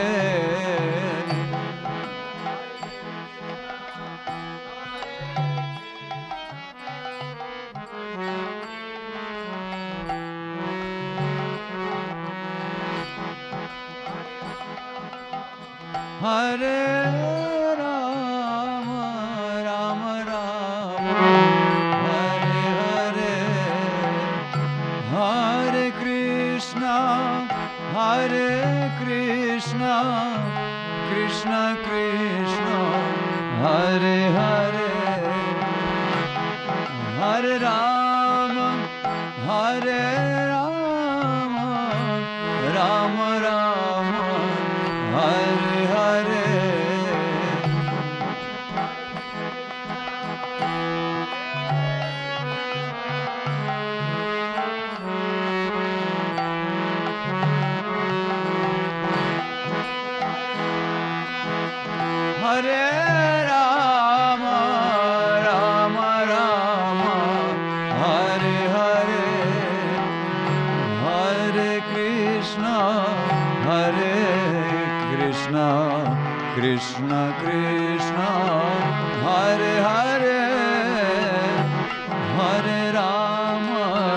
Hare Rama, Rama Rama, Hare Hare.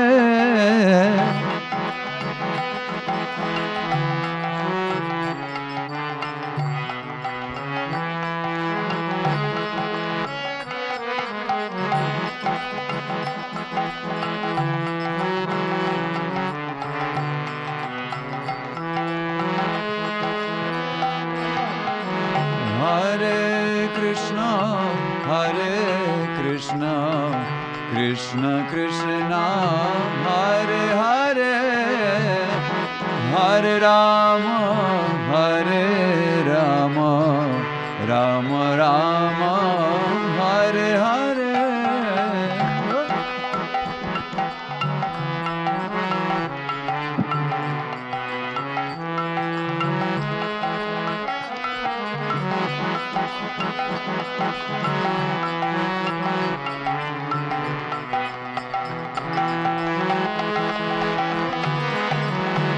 Hare Krishna, Krishna Krishna, Hare Hare, Hare Rama, Hare Rama, Rama Rama, Hare Hare.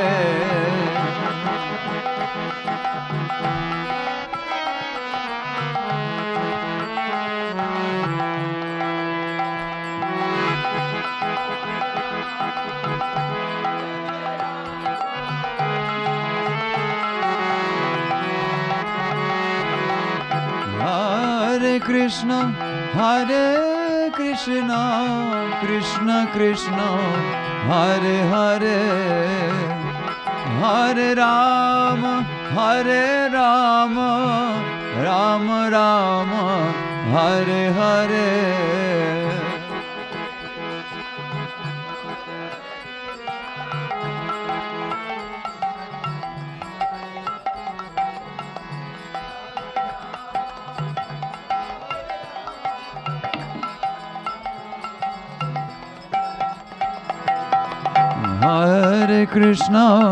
Hare Krishna, Krishna Krishna, Hare Hare, Hare Rama, Hare Rama, Rama Rama, Hare Hare.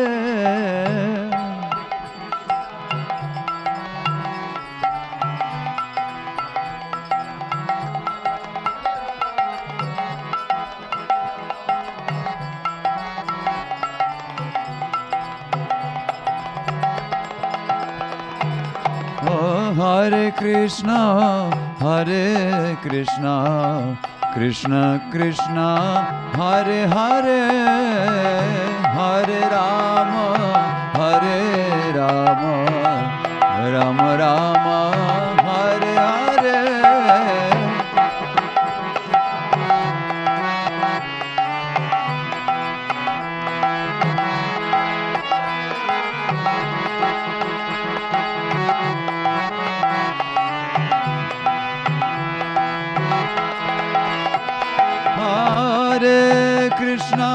Hare Krishna, Krishna Krishna, Hare Hare, Hare Rama, Hare Rama, Rama Rama, Hare Hare.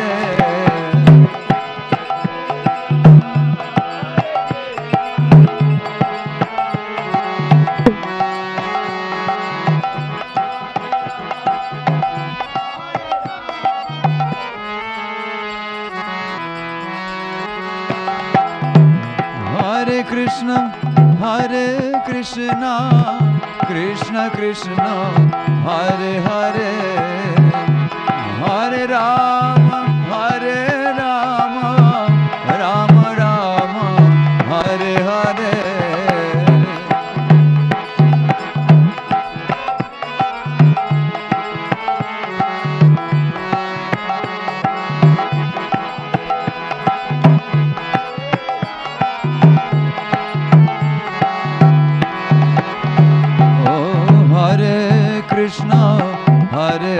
Krishna, Krishna Krishna, Hare Hare, Hare Rama, Hare Rama, Rama Rama, Hare Hare.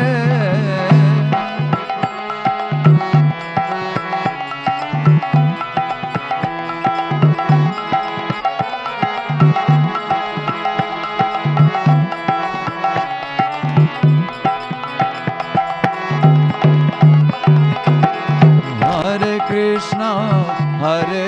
Krishna, Krishna Krishna, Hare Hare, Hare Rama, Hare Rama, Rama Rama, Hare Hare.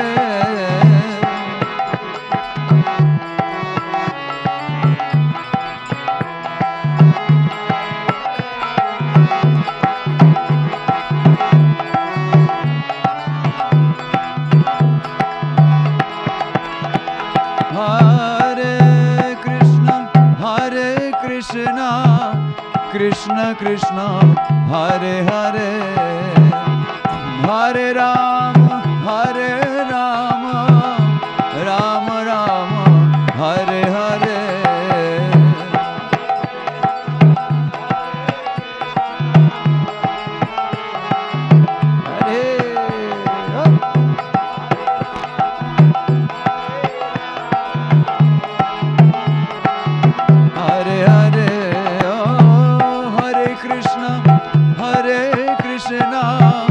Krishna Krishna, Hare Hare, Hare Rama, Hare Rama, Rama Rama, Hare Hare.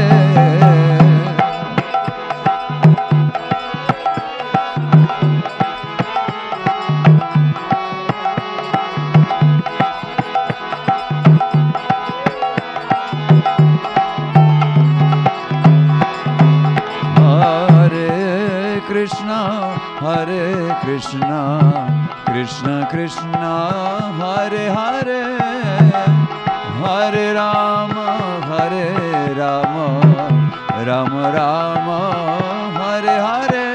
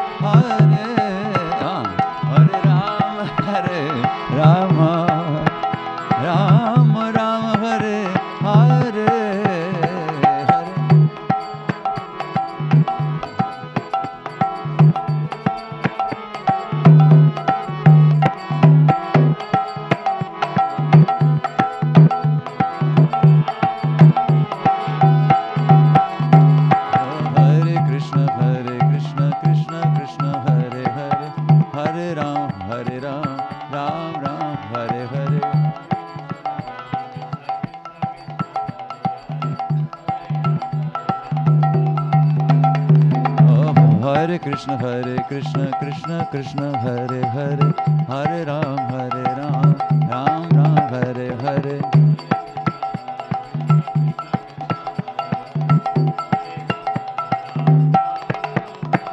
Hare Krishna, Krishna Krishna, Hare Hare, Hare Ram, Rama, Rama Ram, Hare Hare.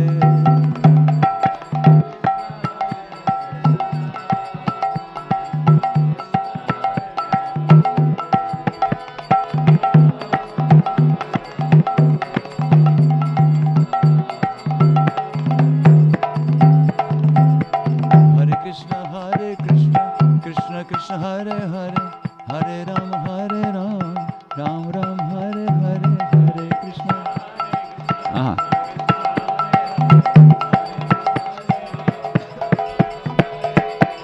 Hare Krishna, Krishna Krishna, Hare Hare, Hare Ram, Ram Ram, Hare Hare, Hare.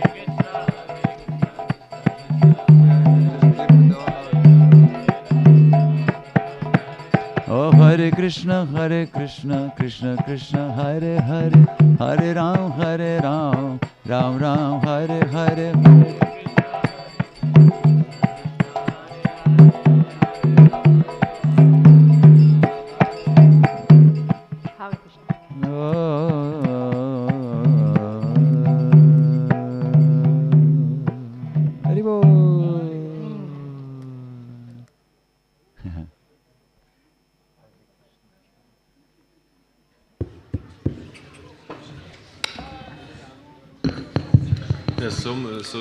Hare Hare, Hare Krishna, Hare Krishna, Hare Krishna, Hare Krishna, Hare Krishna, Hare Krishna, Krishna Krishna, Hare Hare, Krishna, Hare Rama, Hare Rama, Rama Rama, Hare Hare.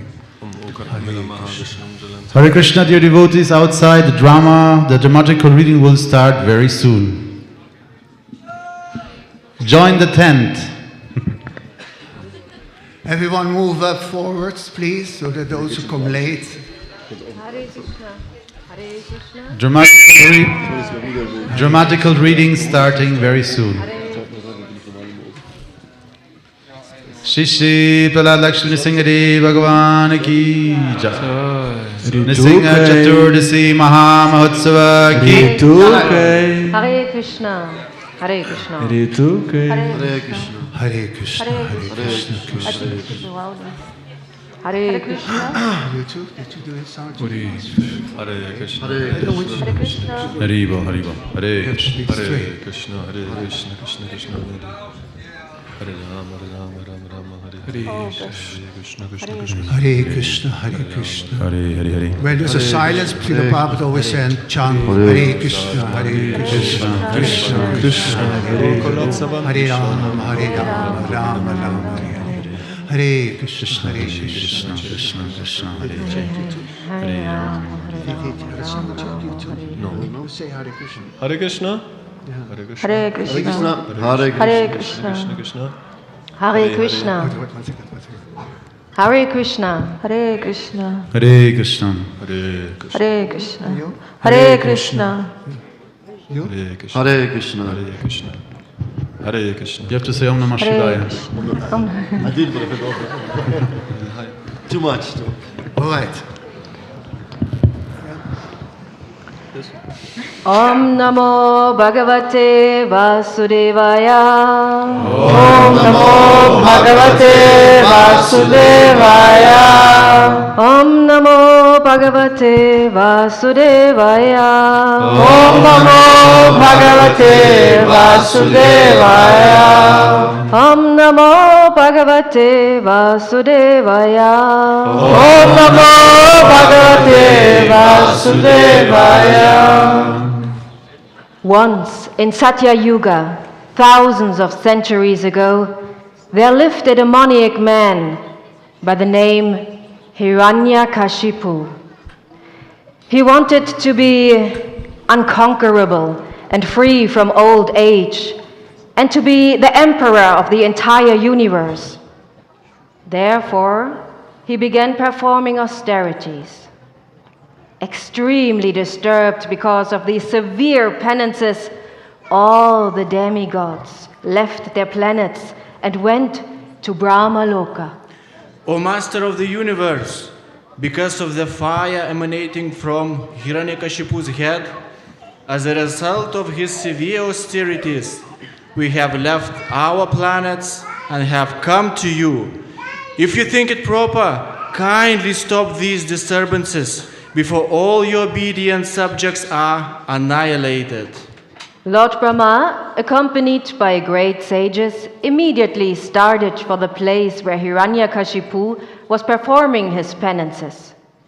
At first he couldn't see anyone, for Hiranyakashipu's body was covered by an anthill and by grass and bamboo sticks.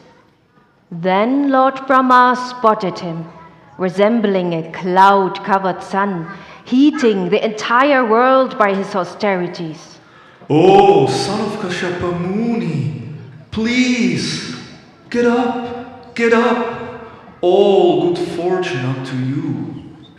I have been very much astonished to see your endurance. In spite of being eaten and bitten by all kinds of worms and ants, you are keeping your life air circulating within your bones. No one previously could perform such severe austerities to sustain his life without even drinking water for 100 celestial years. For this reason, I am now prepared to give you all benedictions according to your desire. Your audience with me will not go in vain. Then Lord Brahma sprinkled water from his water pot up in Hiranyakashipu's body. As soon as he was sprinkled with the water, Hiranyakashipu arose, endowed with a full body, with limbs so strong that they could bear the striking of a thunderbolt. With physical strength and a bodily luster resembling molten gold, he emerged from the anthill a completely young man. Extremely pleased, Hiranyakashipu offered dandavats to Lord Brahma. Let me offer my respectful obeisances unto the Supreme Lord within this universe. O best of the givers of benediction, if you will kindly grant me what I desire, please let me not meet death from any of the living entities created by you. Granted. Grant me that I not die within or outside any residence as you during wish. the daytime or at night, nor on the ground or in the sky. Granted. Grant me that I won't be killed by any weapon, nor by any human or animal. So be it. Grant me further that I not be killed by any demigod or demon, or by any great snakes of the lower planetary systems. Give me sole lordships over all the living entities and presiding deities, and all the mystic powers attained by long austerities and the practice of yoga. O Hiranyakashipu, these benedictions for which you have asked are very difficult to obtain for most men. Nonetheless, O my son, I shall grant them to you. Being worshipped by Hiranyakashipu and praised by great sages, Lord Brahma departed. The demon, having thus been blessed by Lord Brahma, acquired a lustrous golden body. Now I am immortal! Hiranyakashipu continued to remember the death of his brother and his enmity towards Lord Vishnu. He became the conqueror of the entire universe. Fearful and disturbed and unable to find any other shelter, the demigods at last approached Lord Vishnu. O Supreme Personality of Godhead, O dear Lord, we humbly request for Hiranyakashipu's immediate demise, as the disturbance he is creating is too much for us to bear.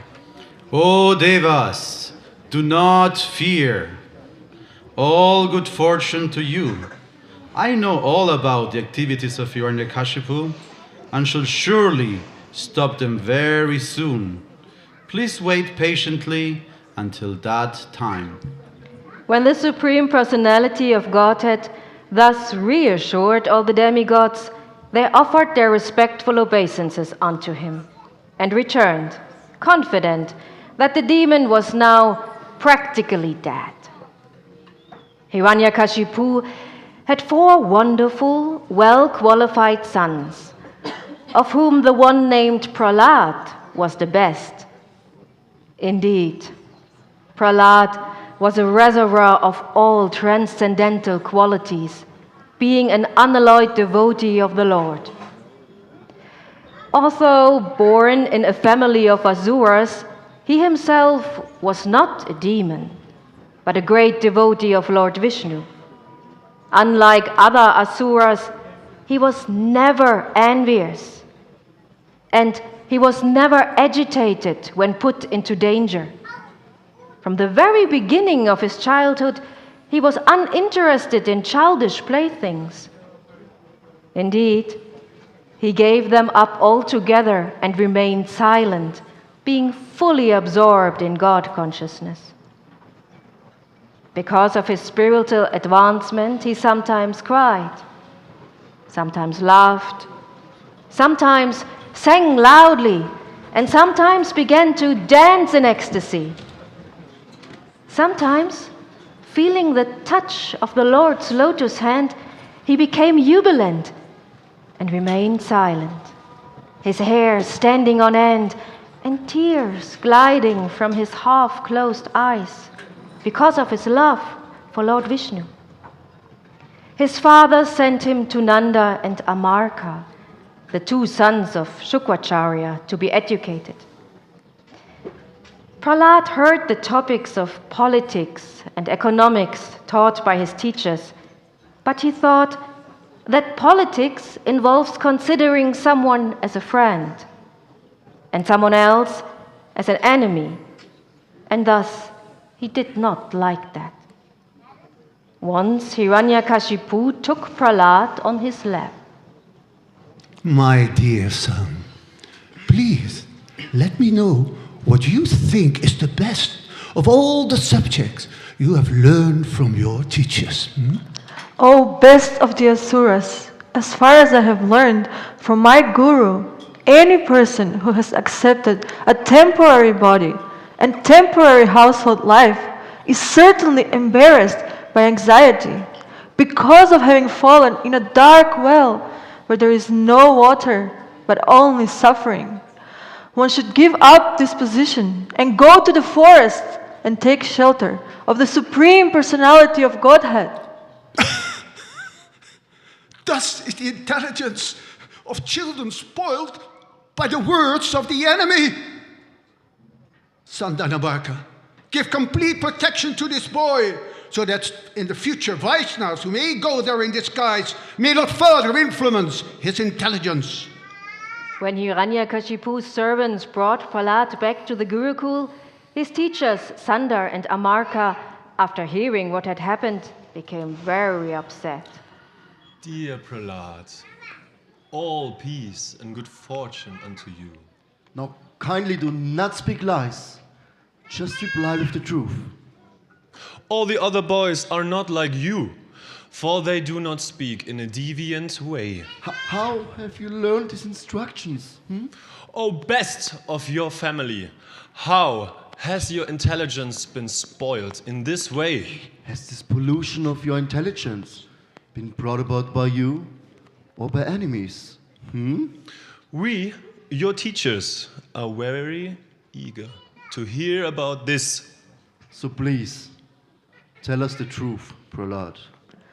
I offer my obeisances unto the Supreme Personality of Godhead, whose external energy has diluted the intelligence of men by creating the distinctions of my friend and my enemy. Although I have previously heard from authoritative sources, I am now actually experiencing this. O Brahmanas, as iron moves automatically towards a magnet, my consciousness, having been changed by His will, is attracted by Lord Vishnu. Thus, I have no independence. Oh, please bring me a stick. This Prahlad is damaging our name and fame. He has become like a cinder in the dynasty of the Asuras. So now he needs to be treated like the four kinds of political diplomacy. A stick. This rascal has appeared like a fallen tree in the forest of sandalwood. To cut down sandalwood trees, an axe is needed. And the wood of the fallen tree is very suitable for the handle of such an axe. Vishnu is the axe for cutting down the sandalwood forest of our family. And this Prahlad is the handle for that axe. His teachers, Sanda and Amarka, chastised and threatened Prahlad in various ways. He began teaching him about the path of religion, economic development, and sense gratification. One day, after Prahlad's mother had personally washed the body of the boy and dressed him nicely with sufficient ornaments, they presented him before his father. Seeing that his child had fallen at his feet to pay his obeisances, Hiranyakashipu seated Prahlad on his lap and began smelling his head. My dear son, for so much time you have learned many things from your teachers. Now, please repeat to me whatever you thought was the best of all that knowledge. Hearing, chanting, Yes. remembering, serving his lotus feet, Yes. offering him respectful worship and prayers, Very good. becoming his servant, considering him to be one's best friend, and surrendering everything unto him. These 9 processes are accepted as pure devotional service. Indeed. And one should be understood to be the most learned person who has dedicated his life through one or more of these processes to Sri Vishnu. Oh, unqualified, most heedless sons of a Brahmin, you have disobeyed my order. You have taken shelter of the party of my enemies. You have taught this poor boy about Sri Vishnu. What is it nonsense? Oh, enemy of King Indra. Your Majesty. Whatever your son has said was not taught to him by me or anyone else. It is intrinsic to his nature, Your Majesty. Therefore, please do not unnecessarily accuse us. It is not good to insult a Brahmin in this way. Indeed. Indeed.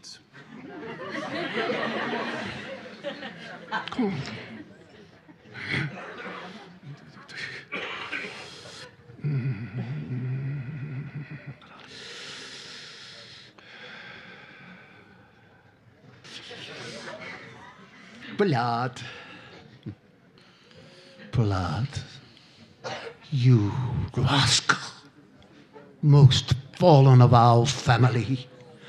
If you have not received this education from your teachers, where have you gotten it? Because of their uncontrolled senses, persons too addicted to materialistic life make progress towards hellish conditions and repeatedly chew that which has already been chewed. Their inclinations towards the Lord are never aroused by their own efforts or by the instructions of others. Blinded by anger, Hiranyakashipu threw Prahlad off his lap. Take this boy away from me! He deserves to be killed as he is the killer of my brother! For he has given up his family to engage in the devotional service of the enemy! Therefore, kill him! Hiranyakashipu's demoniac servants, who all had fearful faces, sharp teeth, and reddish coppery beards and hair, began striking the tender parts of Prahlad's body with their tridents. But their weapons had no effects on his body. When all their attempts to kill his son were futile, Hiranyakashipu, being most fearful, began contriving other means to kill him. He threw his son beneath the feet of a big elephant. He threw him among huge snakes, employed destructive spells, hurled Prahlad from the top of a hill, administered poison, starved him, exposed him to cold wind, fire, water, threw heavy stones on him to crush him, but found that he could not in any way harm Prahlad. I have devised many means of killing him. But despite all my endeavors, he could not be killed. Indeed, he saved himself by his own powers without being affected in the least. He appears immortal. Therefore, because of my enmity towards him, I shall surely die. No.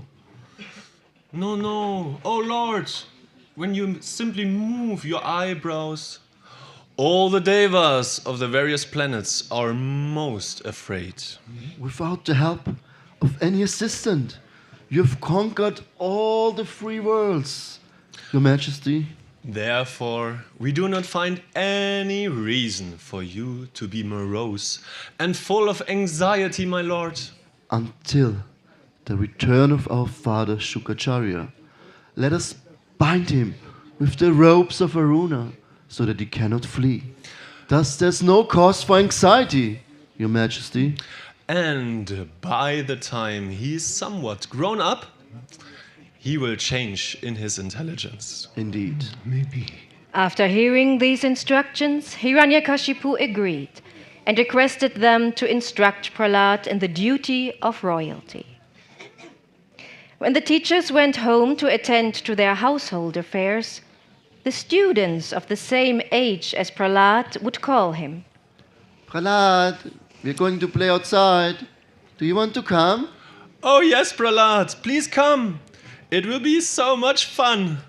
My dear friends, one who is intelligent should use the human form of body from the very beginning of life to perform devotional service. Even a slight amount of devotional service can give out complete perfection.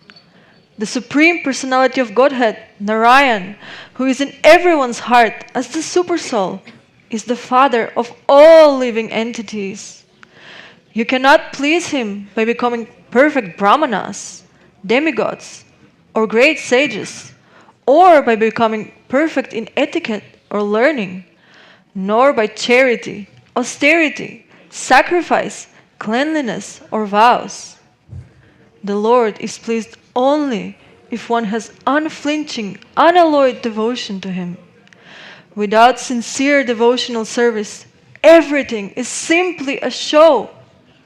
Therefore, my dear, dear friends, please, please, act in such a way that the Supreme Lord, who is beyond the conception of material knowledge, will be satisfied.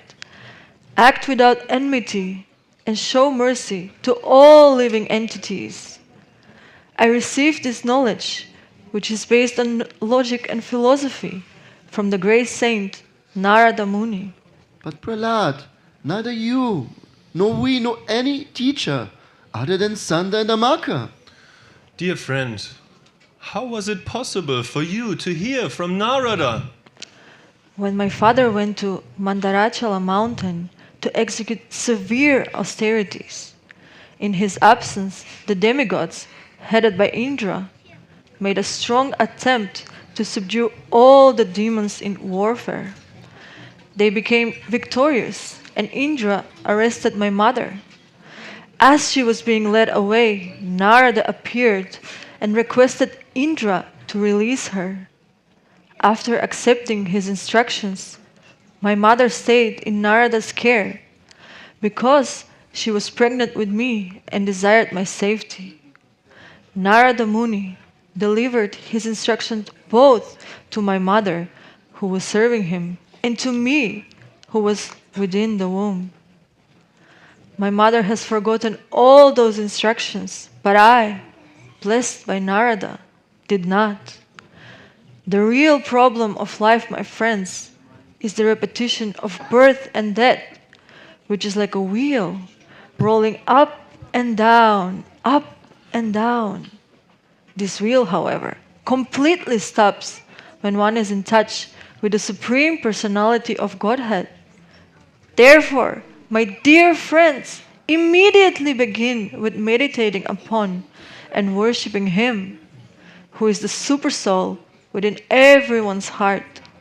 All the sons of the demons appreciated the transcendental instructions of Prahlad Maharaj and took them very seriously and rejected the materialistic instructions given by their teachers. When Hiranyakashipu heard about this, he became extremely angry. O most impudent, unintelligent disruptor of the family. You are an obstinate fool, O lowest of mankind, as you have violated my power to rule you. Today, I shall send you to the court of Yamaraj. You know that when I'm angry, all the planets, along with the chief rulers, tremble. By whose power has a rascal like you become so impudent that you appear fearless and overstep my power to rule you?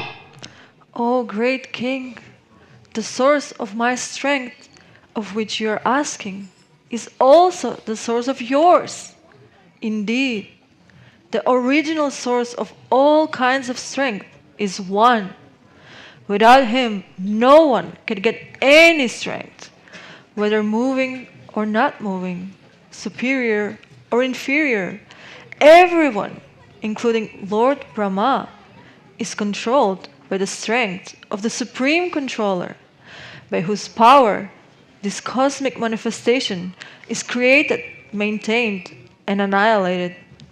My dear Father, please do not discriminate between enemies and friends. Make your mind equipoised towards everyone. Except for the uncontrolled and misguided mind, there is no enemy within this world. You rascal. You are trying to minimize my value. If you were better than me at controlling the senses, this is over-intelligence. I can therefore understand that you desire to die at my hands, for this kind of nonsensical talk is indulged in by those who are about to die. O most unfortunate one, you have always described a supreme being other than me, who is the controller of everything and everyone, who is all-pervading. But where is he? He is everywhere, Father. Everywhere. Is he in here? Yes, Father. Is he in there? Yes, Father. Is he in that pillar over there? Yes, Father. Because you are speaking so much nonsense, I shall now sever your head from your body. Now let me see your most worshipable God come to protect you. Being obsessed with anger, Hiranyakashipu took up his sword, cursing Prahlad again and again, and he got up from his royal throne and with great anger struck his fist against the column. Then from within the pillar came a fearful sound, which appeared to crack the covering of the universe. The associates of Hiranyakashipu became most afraid, and none of them could find the origin of that sound.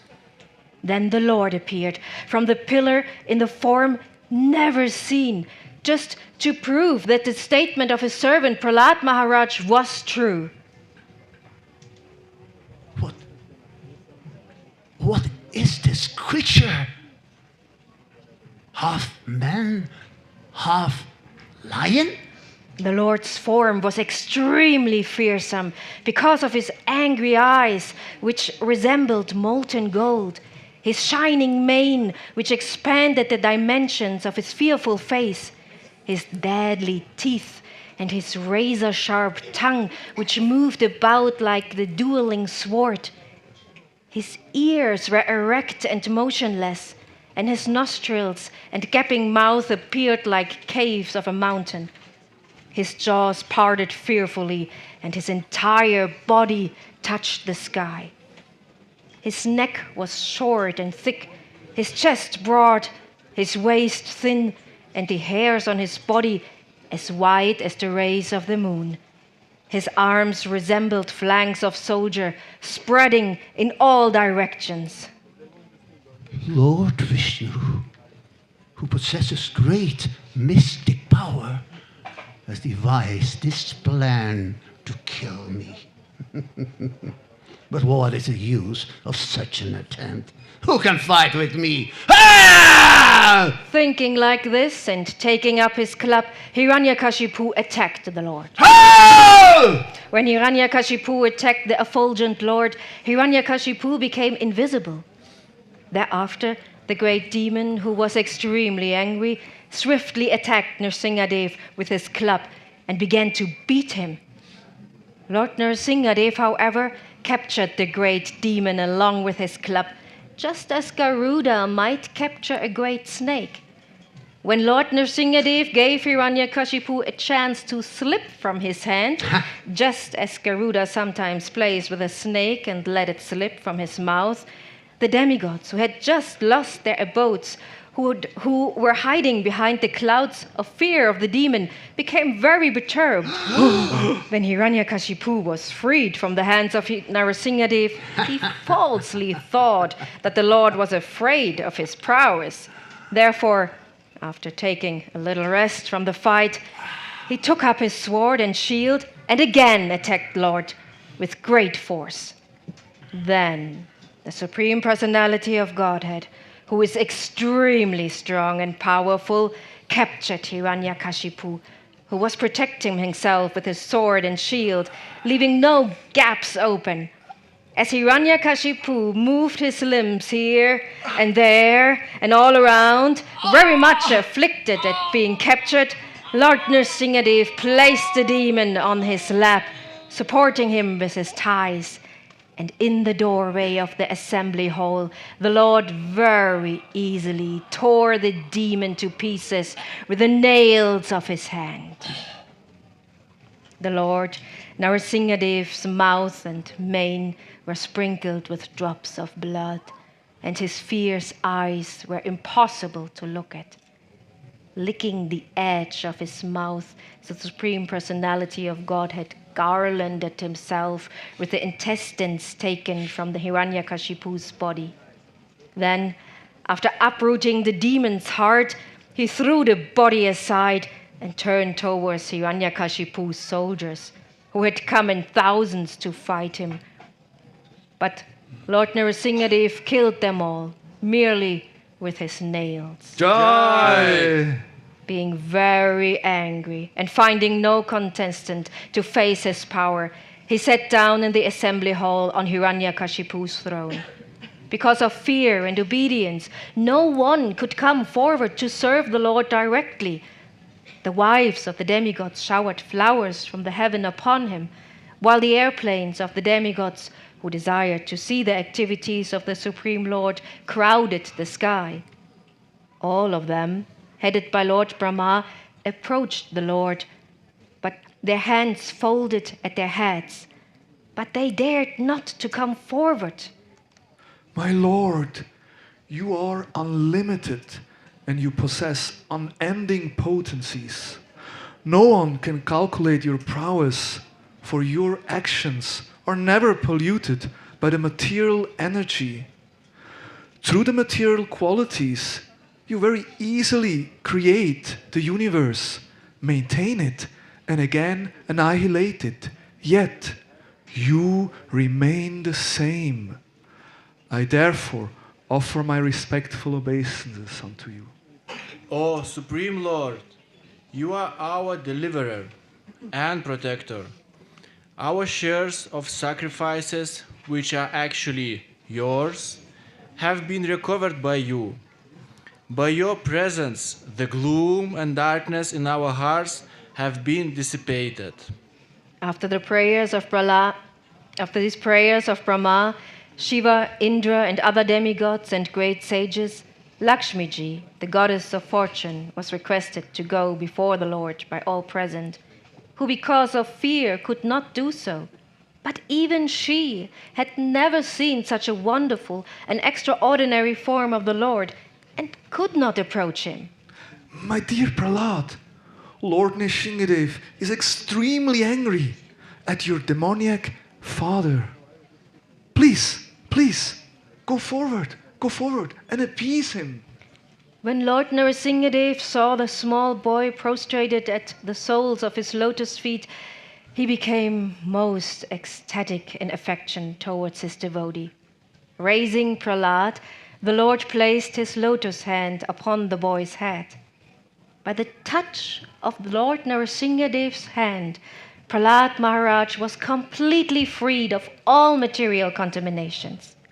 At once he became transcendentally situated, and all the symptoms of ecstasy became manifest in his body. His heart filled with love, his eyes with tears, and his mind and sight were fixed up in the Lord with full attention and full trance. How is it possible for me, who have been born in a family of asuras, to offer suitable prayers to satisfy the Supreme Personality of Godhead? Even all the demigods, headed by Lord Brahma, and all the saintly persons could not satisfy you by streams of excellent words. Then, what about me, who is not at all qualified? One may possess wealth, an aristocratic family, beauty, austerity, education, sensory expertise, luster, influence, strength, diligence, intelligence, and mystic power. But I think that even by all these qualifications, one cannot satisfy you, my Lord. However, one can satisfy you simply by devotional service. You're always satisfied in yourself. Therefore, when something is offered to you, the offering is for the benefit of the devotee. My dear Lord, please, please, cease your anger now that my father has been killed. I am not afraid of your ferocious mouth and tongue, your eyes bright like the sun, or your frowning eyebrows. I do not fear your sharp, pinching teeth, your garland of intestines, your mane soaked with blood, or your high, wedge-like ears. Nor did I fear your tumultuous roaring, or your nails, which are meant to kill your enemies. O most powerful Lord, insurmountable Lord, who is kind to fallen souls. When will that moment come when you call me to the shelter of your lotus feet, of which are the ultimate source for liberation from conditioned life? My dear Lord, people in general want to be elevated to the heavenly planets, but I have seen that when my father was angry, the demigods were most afraid. Yet my father, who was so powerful, has now been vanquished by you. O Supreme Personality of Godhead, I offer my respectful obeisances unto you, because without offering prayers, dedicating the results of one's activities, worshipping you, working on your behalf, and always remembering your lotus feet and hearing about your glories, who can achieve that which is meant for the Paramahamsas? My dear Prahlad, most gentle one, best of the family of the Asuras, all good fortune to you. I am very much pleased with you. I fulfill the desires of all living beings, and therefore you may ask from me any benediction that you desire to be fulfilled. Oh my Lord, best of the givers of benedictions, one who desires some material benefit in exchange for devotional service cannot be your pure devotee, as he is no better than a merchant who wants profit in exchange for service. If you at all want to bestow a benediction upon me, then I pray to your Lordship that within the core of my heart there be no material desires. My dear Prahlad, a devotee like you never desires any kind of material opulences, either in this life or in the next. Nonetheless, I order you to enjoy the opulence of the demons in this material world, acting as their king until the end of the duration of the time occupied by Manu. It does not matter that you are in a material world. You should always, continuously, hear the instructions and messages given by me and always be absorbed in thought of me. For I am the Supersoul existing in the core of everyone's heart. Therefore, give up fruitive activities and worship me. One who always remembers your activities and my activities also, and who chants the prayers you have offered, becomes free in due course of time from the reactions of material activities. O Supreme Lord, because you are so merciful to the fallen souls, I ask you for only one benediction. I know that my father, at the time of his death, had already been purified by your glance upon him. But because of his ignorance of your beautiful power and supremacy, he has unnecessarily become angry at you, falsely thinking that you were the killer of his brother. Thus, he directly blasphemed your lordship and committed sinful activities directed against me, your devotee. I wish that he be excused for these sinful activities. My dear Prahlad, O most pure one, O great saintly person, your father has been purified along with 21 forefathers in your family, because you were born in this family. The entire dynasty has been purified. Whenever and wherever there are peaceful devotees who are well behaved and decorated with all good qualities, that place and the dynasties, even if condemned, are purified. Those who follow your example will naturally become my pure devotees, as you are the best example of my devotee, and others should follow in your footsteps. As the Supreme Personality of Godhead ordered, Prahlad Maharaj performed the ritualistic ceremonies for his father and was enthroned to the former kingdom. O Supreme Lord of all lords, proprietor of the entire universe, O giver of benedictions to all living entities, O original person, because of our good fortune, you have now killed this sinful demon who was giving trouble to the entire universe. My dear Lord, O Supreme Personality of Godhead, you are the Supreme Soul. If one meditates upon your transcendental body, you naturally protect him from all sources of fear, even the imminent danger of death. My dear Lord Brahma, O great Lord born from the lotus flower, just as it is dangerous to feed milk to a snake, so it is dangerous to give benedictions to demons, who are by nature ferocious and jealous. I warn you, do not give such benedictions to any demon again. Then, being worshipped by Brahma, the Supreme Personality of Godhead, who is not visible to an ordinary human being, disappeared from that place. Anyone who with great attention hears this narration concerning the activities of Prahlad Maharaj, the killing of Hiranyakashipu, and the activities of the Supreme Personality of Godhead, Narasimha, surely reaches the spiritual world, where there is no anxiety. Lord Narasimha Dev ki! Thank you very much.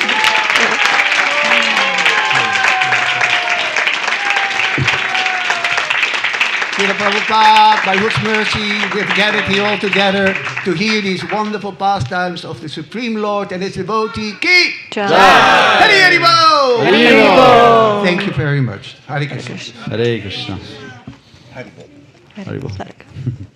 So now the Abhisheka already is starting, so we can join the Abhisheka celebrations in the temple Hare Krishna. Jai Jagannath.